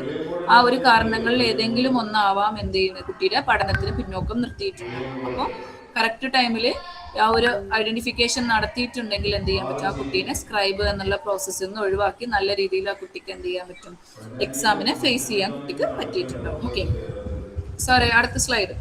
ഇനി എങ്ങനെയൊക്കെയാണ് നമ്മുടെ ഇന്റർവെൻഷൻസ് എങ്ങനെയൊക്കെയാണെന്നാണ് നെക്സ്റ്റ് നമ്മൾ ഡിസ്കസ് ചെയ്യുന്നത്. നമ്മൾ ഇന്റർവെൻഷൻസ് കൊടുക്കുമ്പോൾ പല രീതിയിൽ എന്ത് ചെയ്യാം, കുട്ടിക്ക് ഇന്റർവെൻഷൻസ് കൊടുക്കാം. മെയിൻ ആയിട്ട് നമ്മൾ കൊടുക്കാം മൾട്ടി സെൻസറി അപ്രോച്ച് ആണ്. മൾട്ടി സെൻസറി അപ്രോച്ച് എന്ന് പറയുമ്പോൾ നമ്മളെ ഓരോ സെൻസ് ഓർഗൻസും യൂസ് ചെയ്തിട്ട് നമുക്ക് എന്ത് ചെയ്യാൻ പറ്റും, ഈ ഒരു കണ്ടീഷനിലെ കുട്ടിയുടെ പ്രശ്നത്തിനെ മാറ്റിയെടുക്കാൻ പറ്റും. വിഷ്വലി നമ്മളൊരു ഫ്ലാഷ് കാർഡ് കാണിക്കാം. വിഷ്വലി VAKT മെത്തേഡ് എന്ന് പറയും. വിഷ്വലി, ഓഡിറ്ററി, കെനസ്തെറ്റിക് ആൻഡ് ടാക്ടൈൽ മെത്തേഡാണ് നമ്മൾ കൂടുതലായിട്ടും ഇത്തരം പ്രശ്നങ്ങളുള്ള കുട്ടികളിൽ യൂസ് ചെയ്യുക. വിഷ്വലി നമുക്ക് എന്താണ് എന്ന് കാണിച്ചു കൊടുക്കാം. പിന്നെ ഓഡിറ്ററി, ഇപ്പോൾ ഒരു ലെറ്റർ ആണ് കുട്ടിക്ക് പഠിപ്പിക്കുന്നുണ്ടെങ്കിൽ വിഷ്വലി ഫ്ലാഷ് കാർഡ് കാണിച്ചിട്ട് കുട്ടിക്ക് ആ ലെറ്റർ കാണിക്കണം. പിന്നെ നമ്മൾ എന്ത് ചെയ്യും, ഓഡിറ്ററി, എന്താണ് ആ ലെറ്ററിന്റെ സൗണ്ട് എന്ന് പഠിപ്പിക്കും. കെനസ്തെറ്റിക്, കുട്ടി അതിനെ ടച്ച് ചെയ്യും. പിന്നെ ടാക്ടൈൽ എന്ന് പറയുമ്പോൾ കുട്ടി കൂടുതൽ അതിനെ ടച്ച് ചെയ്തിട്ട് ഫീൽ ചെയ്ത്, ഇപ്പോൾ ഒരു സാൻഡ് പേപ്പറോ അല്ലെങ്കിൽ സാൻഡ് ട്രേ ഒക്കെ യൂസ് ചെയ്തിട്ട് കുട്ടിക്ക് എന്ത് ചെയ്യാൻ പറ്റും, ആ ഒരു പ്രശ്നത്തിന്, ആ ഒരു ലെറ്ററിനെ കുട്ടി കൈ കൊണ്ട് എഴുതി അതിനെന്ത് ചെയ്യാൻ പറ്റും, ആ ഒരു ടച്ച് ഫീൽ ചെയ്തിട്ട് ആ കുട്ടീനെ ആ ഒരു മൾട്ടി സെൻസറി അപ്രോച്ച് വഴി കുട്ടിയിൽ എന്ത് ചെയ്യാൻ പറ്റും, ഈ ഒരു പ്രശ്നത്തിന് നമുക്ക് സോൾവ് ചെയ്യാൻ പറ്റും. ഇപ്പോൾ റീഡിങ് പ്രശ്നമുള്ള കുട്ടിയാണെന്നുണ്ടെങ്കിൽ ആ കുട്ടികളിൽ റീഡിങ് ഫ്ലുവൻസിയും അക്യുറസിയും ഒക്കെ കൂട്ടാൻ വേണ്ടി കുറച്ച് ഫൊണറ്റിക് അവയർനെസ്സും, അതുപോലെ തന്നെ എങ്ങനെയാണ് റീഡിങ് ഹെൽപ്ഫുൾ ആക്കാൻ ഓരോ ലെറ്റർ എങ്ങനെയാണ്, ഓരോ സൗണ്ട് എങ്ങനെ, ലെറ്റർ സൗണ്ട്സ് എങ്ങനെയാണ്, ആ കാര്യങ്ങളൊക്കെ കുട്ടിയിൽ പല രീതിയിൽ ട്രെയിൻ ചെയ്തിട്ട് എന്ത് ചെയ്യാൻ പറ്റും, മാറ്റിയെടുക്കാൻ പറ്റും. റൈറ്റിംഗിൽ പ്രശ്നമുള്ള കുട്ടികളാണെങ്കിൽ കുട്ടിയുടെ ഫൈൻ മോട്ടോർ സ്കിൽസ് അല്ലെങ്കിൽ ആ ഒരു ഫൈൻ മോട്ടോർ സ്ട്രെങ്ത് ആദ്യം കറക്റ്റ് ചെയ്തിട്ട് പെൻസിൽ ഗ്രിപ്പ് കറക്റ്റ് ചെയ്ത് കുട്ടീൻ്റെ സീറ്റിംഗ് പോസ്ചറും കുട്ടീൻ്റെ ഓരോ കാര്യങ്ങളും കറക്റ്റ് ചെയ്തിട്ട് എങ്ങനെയാണ് ഓരോ ലെറ്റർ ഫോർമേഷൻ എങ്ങനെയാണ് വരുന്നത്, ഓരോ സ്പെല്ലിംഗ്, ഓരോ വേർഡ്സിന്റെ സ്പെല്ലിംഗ് എങ്ങനെയാണ് വരുന്നത്, ആ റിട്ടൺ കമ്പോസിഷൻ എങ്ങനെയാണ്, അലൈൻമെന്റ് എങ്ങനെ കറക്റ്റ് ചെയ്യാം, സ്പേസിങ് എങ്ങനെ കറക്റ്റ് ചെയ്യാമെന്നൊക്കെ നമ്മൾ എന്ത് ചെയ്യുക, ആ കുട്ടിയിൽ പഠിപ്പിച്ച് ട്രെയിൻ ചെയ്യിപ്പിച്ച് എന്ത് ചെയ്യാൻ പറ്റും, മാറ്റങ്ങൾ കൊണ്ടുവരാണെന്നുണ്ടെങ്കിൽ റൈറ്റിംഗ് എന്നുള്ള അല്ലെങ്കിൽ ഡിസ്ഗ്രാഫിയ എന്നുള്ള കണ്ടീഷനുള്ള കുട്ടിയാണെങ്കിൽ ആ ഒരു പ്രശ്നത്തിന് നമുക്ക് എന്ത് ചെയ്യാൻ പറ്റും, സോൾവ് ചെയ്ത് കൊണ്ടുവരാൻ പറ്റും. മാത്തമെറ്റിക്കലി പ്രശ്നമുള്ള കുട്ടികളാണെങ്കിൽ ആ കുട്ടിയിൽ നേരത്തെ നമ്മൾ പറഞ്ഞ പോലെ തന്നെ വിഷ്വൽ മൾട്ടി സെൻസറി അപ്രോച്ചുകളും അതുപോലെ തന്നെ കോൺക്രീറ്റ് ആയിട്ടുള്ള മാത്തമെറ്റിക്കൽ പ്രോബ്ലംസ് ഒക്കെ കുട്ടികൾക്ക് കൊടുത്തിട്ട് എന്ത് ചെയ്യാൻ പറ്റും, ആ കുട്ടിയിൽ ഈ ഒരു കണ്ടീഷൻ മാത്സ് പരമായിട്ടുള്ള പ്രശ്നങ്ങളുള്ള കുട്ടിയിൽ എന്ത് ചെയ്യാൻ പറ്റും, നമുക്ക് മാറ്റിയെടുക്കാൻ പറ്റും. അത്തരം കാര്യങ്ങൾ എങ്ങനെയാണ് ഈ ഇന്റർവെൻഷൻസ് എല്ലാം കൊടുക്കുക എന്നുള്ളതാണ് നമ്മുടെ diploma in learning disability management എന്നുള്ള കോഴ്സിൽ കൂടെ നമ്മൾ കൂടുതലായിട്ടും ഫോക്കസ് ചെയ്യുക. എങ്ങനെ ഈ ഒരു പ്രശ്നത്തിന് ഐഡന്റിഫൈ ചെയ്യാം. നമ്മുടെ കോഴ്സിന്റെ ഏറ്റവും ചുരുങ്ങിയ രൂപമാണ് ഇന്ന് നമ്മുടെ ഈ ഒരു PPT-യിൽ നമ്മൾ ഒതുക്കിയിരിക്കുന്നത്. അപ്പോൾ ഈ ഒരു ഓരോ പ്രശ്നത്തിനെ നമ്മൾ എങ്ങനെ ഐഡന്റിഫൈ ചെയ്യാമെന്നും ഓരോ പ്രശ്നത്തിന് ഓരോ കണ്ടീഷൻസിലുള്ള കുട്ടികളെ എങ്ങനെ നമുക്ക് ഐഡന്റിഫൈ ചെയ്തിട്ട് കറക്റ്റ് ആയിട്ട് ഇന്റർവെൻഷൻസ് കൊടുക്കുക എന്നുള്ളതൊക്കെ നമ്മൾ എന്ത് ചെയ്യാം, ഫർദർ നമ്മളെ ഈ ഒരു കോഴ്സിലൂടെ നമ്മൾ ഡിസ്കസ് ചെയ്യുന്നുണ്ട്. Okay sorry, next slide. ഇനി നമ്മൾ ഈ ഒരു കോഴ്സ് എടുത്തിട്ടുണ്ടെന്നുണ്ടെങ്കിൽ എങ്ങനെയാണ്, next slide. Okay next slide ആയിട്ടുണ്ട്, എന്തോ ഒരു പ്രോബ്ലം ഉണ്ട് സ്ലൈഡിന്. ഓക്കെ, അപ്പൊ നമ്മൾ ഈ ഒരു കോഴ്സ് എടുത്തിട്ടുണ്ട്, diploma in learning disability. Okay sir, diploma in learning disability എന്നുള്ള കോഴ്സ് എടുത്തിട്ടുണ്ടെങ്കിൽ എന്തെല്ലാം കരിയർ ഓപ്ഷൻസ് ആണ് നിങ്ങൾക്ക് ഉള്ളത് എന്നുള്ളതാണ് നെക്സ്റ്റ് സ്ലൈഡിൽ. നമ്മുടെ സ്ലൈഡിന് എന്തൊരു പ്രശ്നമുണ്ട്, സോറി കേട്ടോ.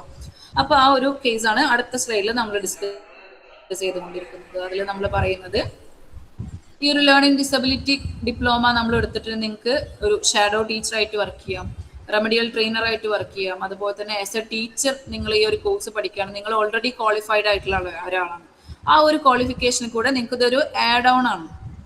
ആഡ് ഓൺ ആയിട്ടാണ് നമ്മൾ എന്ത് ചെയ്യുന്നത്, ഈ ഒരു കാര്യത്തിന് നമ്മൾ നിങ്ങൾക്ക് തരുന്നത്. അപ്പോൾ ആ ഒരു എന്താണ് ഓരോ ക്ലാസ്സിലെ ഓരോ കുട്ടിയും എങ്ങനെയാണെന്നും ഓരോ കുട്ടിയുടെ പ്രശ്നങ്ങൾ എങ്ങനെയാണെന്നും ആ ഓരോ കുട്ടിയുടെ പ്രശ്നത്തിനെ ഐഡന്റിഫൈ ചെയ്ത് ആ ക്ലാസ്സിനെ എങ്ങനെ ഇൻക്ലൂസീവായിട്ട് കൊണ്ടുപോകാൻ എന്നും നിങ്ങൾക്ക് എന്ത് ചെയ്യാൻ പറ്റും, ഈസിലി ഐഡന്റിഫൈ ചെയ്യാൻ പറ്റും. അതുപോലെ തന്നെ നിങ്ങൾക്ക് ഒരു ലേണിംഗ് അസിസ്റ്റന്റ് ആയിട്ട് വർക്ക് ചെയ്യാം, അല്ലെങ്കിൽ ഏതെങ്കിലും NGOസിൽ അല്ലെങ്കിൽ റിഹാബിലിറ്റേഷൻ സെന്റേഴ്സിൽ ഇത്തരം പ്രശ്നങ്ങളുള്ള കുട്ടികളെ എങ്ങനെ ട്രെയിൻ ചെയ്യാം എന്നുള്ളത് എന്ത് ചെയ്യാം, നിങ്ങൾക്ക് അതുമായിട്ട് ബന്ധപ്പെട്ട ജോലികളിൽ ഏർപ്പെടാം. അതുപോലെ തന്നെ സ്പെഷ്യൽ എഡ്യൂക്കേറ്റർ, സ്കൂൾ കൗൺസിലറിന്റെ അസിസ്റ്റന്റ് ആയിട്ട് നിങ്ങൾക്ക് വർക്ക് ചെയ്യാം. ഇത്തരം ഒരുപാട് ജോബ് ഓപ്പർച്യൂണിറ്റീസ് ഈ നമ്മുടെ നാട്ടിലായാലും അബ്രോഡ് ആയാലും ഈ ഒരു കോഴ്സ് പഠിക്കുന്നതിലൂടെ നിങ്ങൾക്ക് എന്ത് ചെയ്യാൻ പറ്റും, ഈസിലി ആക്സസിബിൾ ആണ്. ഇപ്പൊ നമ്മുടെ കോഴ്സ് കൊടുക്കുന്നത് diploma in learning disability management ആണ്. നമ്മൾ സാറ് നേരത്തെ പറഞ്ഞ പോലെ ഈ ഒരു കോഴ്സിൽ നമ്മൾ എന്താണ് ലേണിംഗ് ഡിസബിലിറ്റി, പഠന വൈകല്യം എന്താണെന്നും ഇത്തരം കുട്ടികളെ എങ്ങനെ ഐഡന്റിഫൈ ചെയ്യാം, ഇത്തരം കുട്ടികളെ ഐഡന്റിഫൈ ചെയ്ത് എങ്ങനെ അസസ്മെന്റ് നടത്താം, എങ്ങനെയാണ് ഐഡന്റിഫൈ ചെയ്യേണ്ടതെന്നും ഈ ഒരു പ്രശ്നമുള്ള കുട്ടികളിൽ മെമ്മറിയിൽ പ്രശ്നം ഉണ്ടാവും, അറ്റൻഷനിൽ പ്രശ്നം ഉണ്ടാവും, പെർസെപ്ഷനിൽ പ്രശ്നം ഉണ്ടാവും, കോൺസെൻട്രേഷനിൽ പ്രശ്നം ഉണ്ടാവും. അപ്പോൾ ഇത്തരം പ്രശ്നങ്ങൾ എങ്ങനെയൊക്കെ ഐഡന്റിഫൈ ചെയ്യാം, ഇത്തരം പ്രശ്നങ്ങളുള്ള കുട്ടികൾ ആ ഒരു പ്രശ്നത്തിനെ ആദ്യം ഐഡന്റിഫൈ ചെയ്തിട്ട് ആ ഒരു പ്രശ്നത്തിനെ എങ്ങനെ സോൾവ് ചെയ്ത് പിന്നീട് ഈ ഓരോ ഡിസ്ലെക്സിയാണോ, ഡിസ്ഗ്രാഫിയാണോ, ഡിസ്കാൽക്കുലിയാണോ, ഇങ്ങനെ ഓരോ കണ്ടീഷൻസിനെയും നിങ്ങൾക്ക് എന്ത് ചെയ്യാൻ പറ്റും, ആദ്യത്തെ മെയിൻ പ്രോബ്ലത്തിനെ സോൾവ് ചെയ്തിട്ട് ഈ ഓരോ പ്രശ്നത്തിനെ നിങ്ങൾക്ക് എന്ത് ചെയ്യാൻ പറ്റും, സോൾവ് ചെയ്ത് എങ്ങനെയാണ് നല്ല രീതിയിൽ ആ ഒരു കുട്ടീനെ മോൾഡ് ചെയ്യുക എന്നുള്ളത് എന്ത് ചെയ്യാൻ പറ്റും, നിങ്ങൾക്ക് ചെയ്യാൻ പറ്റും. മറ്റുള്ള സെന്റേഴ്സിനേക്കാളും നമ്മൾ നമ്മുടെ ഒരു 20 ഹവറിന്റെ അല്ലെങ്കിൽ 20 ഡേന്റെ ഒരു ഇന്റേൺഷിപ്പ് കൂടി പ്രൊവൈഡ് ചെയ്യും. കാരണം നമ്മൾ വെറുതെ ഒരു ക്ലാസ് എടുത്ത് പോവുക അല്ലെങ്കിൽ ആ ഒരു ടോപ്പിക് എങ്ങനെയും കവർ ചെയ്യുക എന്നുള്ളത് മാത്രമല്ല നമ്മുടെ സ്ഥാപനം നോക്കുന്നത്. ഒരുപാട് കാരണം ഞങ്ങളൊരു എക്സ്പീരിയൻസ് കൊണ്ട് നമുക്ക് കിട്ടിയൊരു പാഠം എന്ന് പറഞ്ഞിട്ടുണ്ടെങ്കിൽ ഒരുപാട് കുട്ടികൾ അവരെ ഫ്യൂച്ചറിൽ ബുദ്ധിമുട്ടുന്നവരുണ്ട് ഈ ഒരു പ്രശ്നം കൊണ്ട്. കാരണം നമ്മളടുത്ത് വരുന്ന ഓരോ പാരൻസും ഷെയർ ചെയ്യുന്ന ഒരു എക്സ്പീരിയൻസ് കൊണ്ടാണ് നമ്മൾ ഈ ഒരു ഇന്റേൺഷിപ്പ് കൂടി കൊടുക്കുന്നത്. കാരണം പല ഡിസ്ട്രിക്റ്റിലും അല്ലെങ്കിൽ പല സ്ഥലങ്ങളിലുള്ള ആളുകളുണ്ടാവും നമ്മളെ കോഴ്സ് അറ്റൻഡ് ചെയ്യുന്നത്. അവർക്ക് നമ്മളൊരു ജസ്റ്റ് വെറുതെ ഒരു ടോപ്പിക്, ഒരു പേരിന് ഒരു 6 month കോഴ്സ് കംപ്ലീറ്റ് ചെയ്യാൻ അല്ലെങ്കിൽ ഒരു സർട്ടിഫിക്കേഷന് വേണ്ടിയിട്ട് ഒരു സാധനം കൊടുക്കുക എന്നുള്ളതല്ല.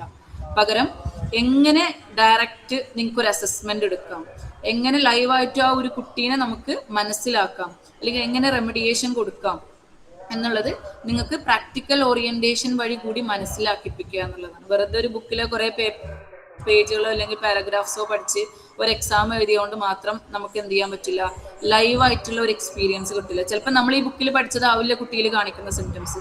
കുട്ടിയിൽ നമ്മൾ അസസ്മെന്റ് എടുത്ത് നോക്കിയാലാണ് നമ്മൾ ആ ഒരു കാര്യത്തിന് ഡയറക്റ്റ് എക്സ്പീരിയൻസ് ചെയ്താൽ മാത്രമാണ് എന്ത് ചെയ്യുക, ഇന്നതാണ് ഈ ഒരു കുട്ടിയുടെ പ്രശ്നം എന്നോ അല്ലെങ്കിൽ ഇന്നതാണ് ആ കുട്ടിയിൽ കാണുന്നതെന്ന് നമുക്ക് എന്ത് ചെയ്യാൻ പറ്റുള്ളൂ, എക്സ്പീരിയൻസ് ചെയ്യാൻ പറ്റുള്ളൂ. അപ്പൊ അതിന് വേണ്ടിയിട്ടും കൂടിയാണ്, അങ്ങനെ അത് മനസ്സിലാക്കാൻ കൂടിയാണ് നമ്മൾ എന്ത് ചെയ്തത്, ഒരു പ്രാക്ടിക്കൽ സെക്ഷൻ കൂടി നമ്മൾ എന്ത് ചെയ്തത്, ഒരു ഇന്റേൺഷിപ്പ് 20 ഡേയ്സിന്റെ അല്ലെങ്കിൽ 20 ഹവറിന്റെ ഒരു ഇന്റേൺഷിപ്പ് കൂടി നമ്മുടെ സെന്ററിൽ പ്രൊവൈഡ് ചെയ്യുന്നത്. നമ്മളടുത്ത് വരുന്ന കുട്ടികളിൽ തന്നെയാണ് നമ്മൾ ഇന്റേൺഷിപ്പ് നമുക്ക് കൊടുക്കുന്നത്.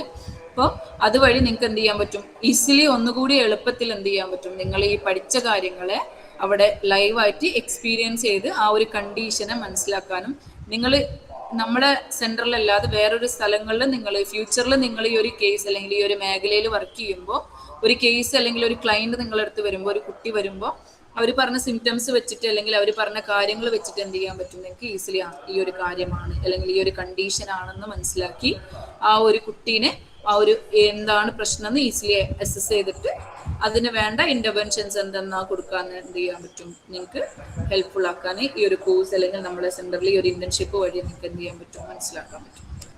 ഓക്കെ, എല്ലാവർക്കും ഇന്നത്തെ ക്ലാസ് എന്താണെന്ന് മനസ്സിലായിണ്ടാവുമെന്ന് വിചാരിക്കുന്നുണ്ട്. ഇനി എന്തെങ്കിലും ഡൗട്ട് ഉണ്ടോ, അല്ലെങ്കിൽ നിങ്ങളുടെ അടുത്ത് വന്ന കുട്ടികൾ, നിങ്ങൾ കണ്ട കുട്ടികളിൽ ഇത്തരം പ്രശ്നങ്ങൾ അല്ലെങ്കിൽ എന്തെങ്കിലും പ്രശ്നങ്ങൾ നിങ്ങൾ ഐഡന്റിഫൈ ചെയ്തതുണ്ടോ എന്നുള്ളത് ഡിസ്കസ് ചെയ്യാം. ഇനി എന്തെങ്കിലും ഡൗട്ട് ക്ലിയറൻസ് സെഷൻ ആണ്, എന്തെങ്കിലും ഡൗട്ടുകളോ കാര്യങ്ങളോ ഉണ്ടെങ്കിൽ ചോദിക്കാം. നമ്മളൊരു വൈഡായിട്ടുള്ള ഒരു ടോപ്പിക്കിനെയാണ് ഒരു ചുരുങ്ങിയ സമയം കൊണ്ട് ഇത്രയും ചുരുക്കി നമ്മളിവിടെ ഡിസ്കസ് ചെയ്തിട്ടുള്ളത്. ഇപ്പോൾ എന്തെങ്കിലും കാര്യങ്ങൾ ചോദിക്കാൻ അറിയാനുണ്ടെങ്കിൽ അല്ലെങ്കിൽ ക്ലാസ്സിനെ പറ്റി എന്തെങ്കിലുമൊക്കെ ഫീഡ്ബാക്ക് പറയാനുണ്ടവരുണ്ടെന്നുണ്ടെങ്കിൽ എന്ത് ചെയ്യാം, തീർച്ചയായിട്ടും പറയാം. എന്തെങ്കിലും ഏരിയാസ് ഇതിനെ ബന്ധപ്പെട്ട് നിങ്ങൾക്ക് അറിയുന്നവരാണെന്നുണ്ടെങ്കിൽ, നിങ്ങൾക്ക് ഇനിയും ഈ ഒരു ഏരിയ അറിയണം എന്ന ആഗ്രഹമുള്ളവരൊക്കെ ഉണ്ടെങ്കിൽ ചോദിക്കാം തീർച്ചയായിട്ടും.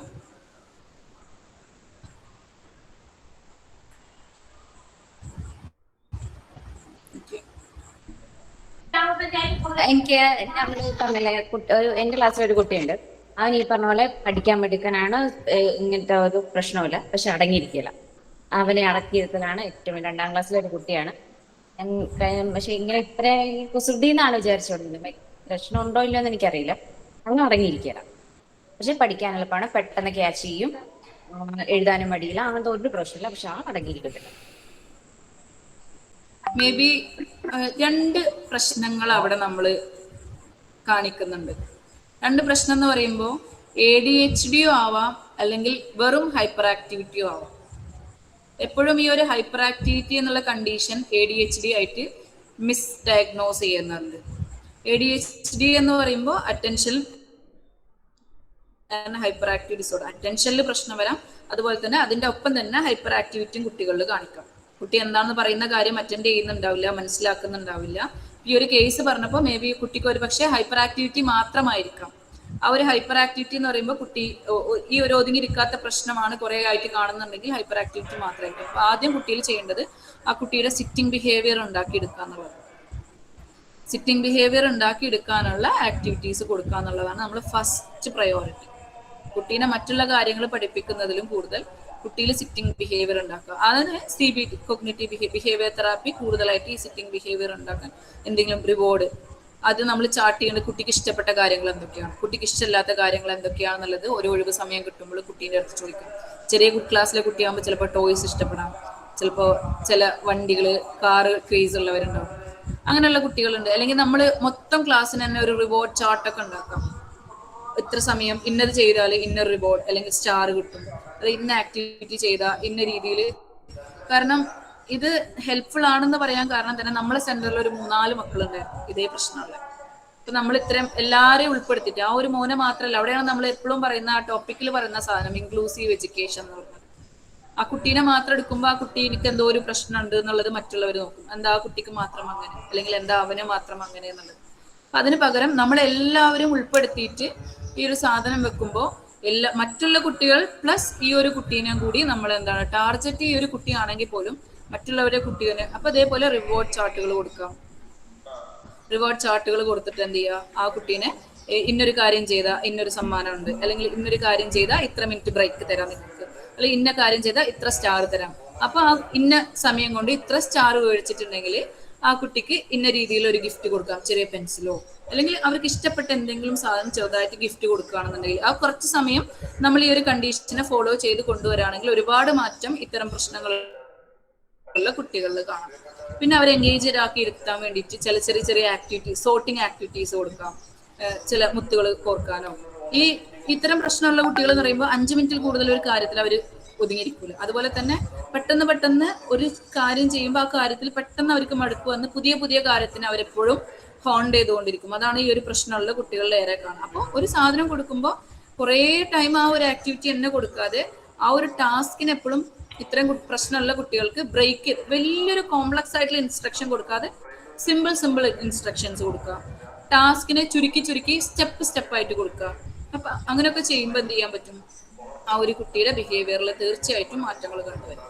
അപ്പോൾ നിങ്ങളുടെ അടുത്ത് എപ്പോഴും പറയുന്നത്, നമ്മൾ ഈ ഒരു കോഴ്സിൽ ഇങ്ങനെയുള്ള കണ്ടീഷനിലുള്ള കുട്ടികളെ എങ്ങനെ ഓവർകം ചെയ്തെടുക്കാൻ പറ്റും, മാനേജ് ചെയ്തെടുക്കാൻ പറ്റും എന്നുള്ള എല്ലാ കാര്യങ്ങളും ഡീറ്റെയിൽ ആയിട്ട് നമ്മൾ ഈ ഒരു കോഴ്സ് 6 month കോഴ്സ് പ്രൊവൈഡ് ചെയ്യുന്നുണ്ട്. ഈ ഒരു കോഴ്സിൽ കൂടെ നിങ്ങളെ പ്രാപ്തിയാക്കുന്നുണ്ട്.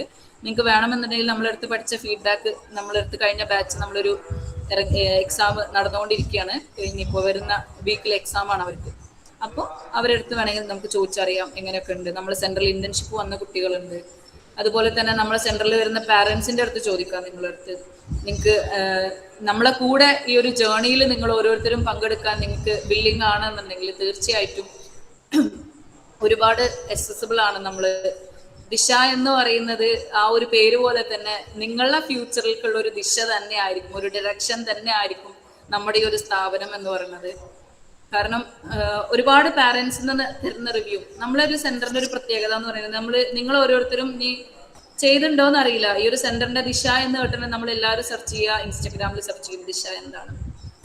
അപ്പോൾ നിങ്ങൾക്ക് ചിലപ്പോൾ ലിമിറ്റഡ് ആയിട്ടുള്ള ഇൻഫർമേഷൻസ് മാത്രമായിരിക്കും ദിശനെ പറ്റിയിട്ട് കേട്ടിട്ടുണ്ടാവും. പക്ഷെ ദിശ ഒരു ഓൺലൈൻ പ്ലാറ്റ്ഫോമിൽ നല്ല വൈബ്രന്റ് ആയിട്ട് നിൽക്കുന്ന ഒരു സ്ഥാപനമല്ല. ഓൺലൈനായിട്ട് നമ്മൾ ഒരു കൻവാസിങ്ങോ അല്ലെങ്കിൽ ഒരു സോഷ്യൽ മീഡിയ പോസ്റ്റുകളൊന്നും അധികം നമ്മളില്ല. പക്ഷെ നമ്മളെ ഏരിയയിൽ നമ്മൾ ചെയ്യുന്ന മേഖലയിൽ ഒരുപാട് പാരൻസിന്റെ ഫീഡ്ബാക്ക് കൊണ്ടും ഒരുപാട് നമ്മളെ സ്റ്റുഡൻസിന്റെ ഫീഡ്ബാക്ക് കൊണ്ടും അതുപോലെ തന്നെ നമ്മളെ പഠിച്ച കുട്ടികളുടെ റിവ്യൂസ് എന്നൊക്കെ ട്രാൻസ്ഫർ ആയി പോയിട്ട് വന്ന കുട്ടികളാണ് നമ്മൾ ഈ സ്ഥാപനത്തിലുള്ള ഓരോ 100 കുട്ടികൾ എന്ന് പറയുന്നത്. നമ്മൾ പഠിച്ചിറങ്ങിയതും ഇപ്പൊ പഠിച്ചുകൊണ്ടിരിക്കുന്നതായിട്ടുള്ള 100-ലധികം കുട്ടികൾ എന്ന് പറഞ്ഞിട്ടുണ്ടെങ്കിൽ നമ്മൾക്ക് ആ ഓരോ പാരന്റ്സിനും മറ്റുള്ളവരിൽ നിന്ന് കിട്ടിയ ഫീഡ്ബാക്ക് കൊണ്ട് കണക്ട് ചെയ്തൊരു ചെയിനാണ്. ആ ഒരു ചെയിനിലാണ് നമ്മുടെ ദിശ എന്ന് പറഞ്ഞ സ്ഥാപനം പോയിക്കൊണ്ടിരിക്കുന്നത്. അപ്പോ അത്തരം നമ്മളെ വിജയം എന്ന് പറഞ്ഞതും അതന്നെ. നമ്മളൊരു സോഷ്യൽ മീഡിയ പ്ലാറ്റ്ഫോമിലും വൈഡായിട്ട് നിൽക്കുന്ന ഒരു സ്ഥാപനമല്ല. നമ്മളിപ്പോഴാണ് എന്നാലും ചെറുതായിട്ടൊക്കെ ഒരു സോഷ്യൽ മീഡിയയിൽ കൂടെ പോസ്റ്റുകളിൽ കൂടെ ഒക്കെ നമ്മൾ മുന്നോട്ട് വന്നുകൊണ്ടിരിക്കുന്നത്. അപ്പൊ അങ്ങനെ ഇല്ലാതെ പോലും നമ്മൾ വളർന്നുകൊണ്ടിരിക്കുന്ന ഓരോ വിദ്യാർത്ഥികൾക്കും, അല്ലെങ്കിൽ ഓരോ വിദ്യാർത്ഥികളും ഉദ്ദേശിച്ചത് നമ്മൾ റെമഡിയൽ ട്രെയിനിങ് എടുക്കുന്നതും അതുപോലെ തന്നെ ഈ ഒരു കോഴ്സ് എടുക്കുന്നവരും ഓരോ വിദ്യാർത്ഥികൾക്കും നല്ല രീതിയിലുള്ള ഡയറക്ഷൻ തന്നുകൊണ്ടിരിക്കുന്ന നല്ലൊരു ദിശ തന്നെയാണ് ഈ ഒരു നമ്മുടെ സ്ഥാപനം എന്ന് പറയുന്നത്. അപ്പോൾ നിങ്ങൾ ഓരോരുത്തരെയും ഞാൻ ഈ ഒരു ക്ലാസ്സിലൂടെ അല്ലെങ്കിൽ ഈ ഒരു സെഷനിലൂടെ ഇൻവൈറ്റ് ചെയ്യാണ്. ത്രൂ ഔട്ട് ഈ ഒരു ഇനിയുള്ള 6 മന്ത് നമ്മളെ ഈ ഒരു സ്ഥാപനത്തിന്റെ കൂടെ നിങ്ങളുണ്ട് എന്നുണ്ടെങ്കിൽ നിങ്ങളെ ഫ്യൂച്ചറിനെ ഹെൽപ്ഫുൾ ആവുന്ന രീതിയിൽ, അല്ലെങ്കിൽ നിങ്ങളിപ്പോൾ പോയിക്കൊണ്ടിരിക്കുന്ന ഒരു മേഖലയിൽ നിങ്ങൾക്ക് ഒന്നുകൂടി കുറേ കാര്യങ്ങൾ മനസ്സിലാക്കാനും കുറേ കാര്യങ്ങൾ പഠിക്കാനും, അല്ലെങ്കിൽ ഇത്തരം പ്രശ്നങ്ങളിൽ അല്ലെങ്കിൽ ഇത്തരം മേഖലകളിൽ നിങ്ങളെ ഫ്യൂച്ചറിൽ നിങ്ങൾക്ക് വർക്ക് ചെയ്യാനൊക്കെ ഹെൽപ്ഫുൾ ആവുന്ന രീതിയിലുള്ള നല്ലൊരു ഡയറക്ഷൻ തന്നെ നമ്മുടെ ദിശ നിങ്ങൾക്ക് നൽകുന്നുള്ളത്. അപ്പോൾ താങ്ക് യു. ഈ ഒരു ക്ലാസ് കേട്ട എല്ലാവർക്കും ഞാൻ നന്ദി പറയാണ്.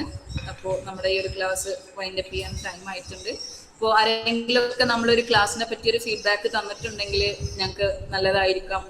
ഇനി മുന്നോട്ടുള്ള സെഷൻസിനായിക്കോട്ടെ, നമ്മളൊക്കെ എന്തെങ്കിലും കുറവുകൾ ഉണ്ടായിട്ടുണ്ടോ, നമ്മുടെ ക്ലാസ്സിൻ്റെ വീഡിയോ ക്ലാരിറ്റിയും ഓഡിയോ ക്ലാരിറ്റിയും ക്ലാസ്സിൻ്റെ ടോപ്പിക്കിലുള്ള കാര്യങ്ങളൊക്കെ നിങ്ങൾക്ക് മനസ്സിലായിട്ടുണ്ട് എന്നുണ്ടെങ്കിൽ തീർച്ചയായിട്ടും ഷെയർ ചെയ്യാം. ഇനി മുന്നോട്ടുള്ള ക്ലാസ്സുകളിലും ആ ഒരു നിങ്ങളെ ഫീഡ്ബാക്ക് നമുക്ക് ഹെൽപ്ഫുൾ ആണ്, എന്തെങ്കിലുമൊക്കെ മാറ്റങ്ങൾ വരുത്തണം എന്നുള്ളതിൽ. അപ്പോൾ നിങ്ങൾ ഓരോരുത്തരും അധികം കുറേ പേരുണ്ട്, പക്ഷേ ആരും 1-2 പേര് മാത്രമാണ് നമ്മളടുത്ത് കാര്യങ്ങൾ ഷെയർ ചെയ്തിട്ടുള്ളത്. എല്ലാവരും ഇപ്പം ഇനി ഓഡിയോ ആയിട്ട് ഷെയർ ചെയ്യാൻ ബുദ്ധിമുട്ടുണ്ടെങ്കിൽ ടെക്സ്റ്റ് മെസ്സേജ് ആയിട്ടും നിങ്ങൾക്ക് അയക്കാം.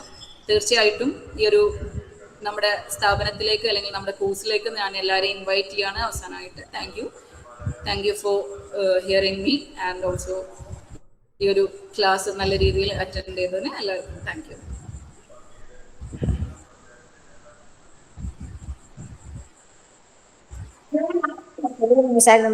നല്ല ഉപകാരപ്പെട്ടു. എനിക്കൊരു എന്താ പറയാ കുറെ കാര്യങ്ങൾ നന്നായിട്ട് ഈ കുട്ടികളെ നമ്മൾ ഒരു 12 വർഷത്തോളമായിട്ട് ഞാൻ ടീച്ചിങ് ഫീൽഡിലുള്ള ആളാണ്. 10 വരെ ഞാൻ കൈകാര്യം ചെയ്യാറുണ്ട്. ഇപ്പം ഇതിപ്പം ഞാൻ LP സെക്ഷൻ മാത്രമായിട്ട് കുറച്ചുകൂടെ ഒന്ന് എൻ്റെ ലാംഗ്വേജ് ഞാൻ നല്ല ക്ലാസ് ആയിരുന്നു. ഞാൻ ഒരു 12 ഇയർ ആയിട്ട് 12 വർഷമായിട്ട് ഞാൻ ഈ ഫീൽഡിലുള്ള ആളാണ്. ഞാൻ KG ആയിരുന്നു, പിന്നെ ഇപ്പൊ LP ഉണ്ട്, പിന്നെ അത് കഴിഞ്ഞ് ഹൈസ്കൂളും ഒക്കെ ആയിട്ട് കൈകാര്യം ചെയ്യുന്ന ആളാണ്. ഈ പറഞ്ഞ ഈ പല പ്രശ്നങ്ങൾ ഈ പറഞ്ഞ ചിലപ്പം ലേണിംഗ് ഡിസബിലിറ്റി കൊണ്ടാണോ മടി കൊണ്ടാണോ എന്താണെന്ന് മനസ്സിലാവാത്ത ചില പ്രശ്നങ്ങളുണ്ട്. അപ്പൊ ഇതിനെക്കുറിച്ച് കുറച്ച് കൂടുതൽ അറിയണമെന്ന് ഇങ്ങനെ ആലോചിക്കാറുണ്ട് ഞാൻ. കാരണം ചില കുട്ടികൾ ഇപ്പം നമ്മൾ മടി കാരണം ചെയ്യലുണ്ട്. ഇതിപ്പോ ഇനി അവന്റെ മടിയാണോ അല്ലയോ എന്ന് മനസ്സിലാക്കാനുള്ളൊരു ഇത് അറിഞ്ഞിരിക്കണമെന്ന് പല പ്രാവശ്യം തോന്നിയിട്ടുണ്ട്. ഇത് കുറെ വളരെ നല്ലൊരു സഹായമായി. ഇതിനെക്കുറിച്ച് പഠിക്കണമെന്ന് ആഗ്രഹമുണ്ട്. നല്ല ക്ലാസ്സായിരുന്നു എല്ലാ കാര്യവും.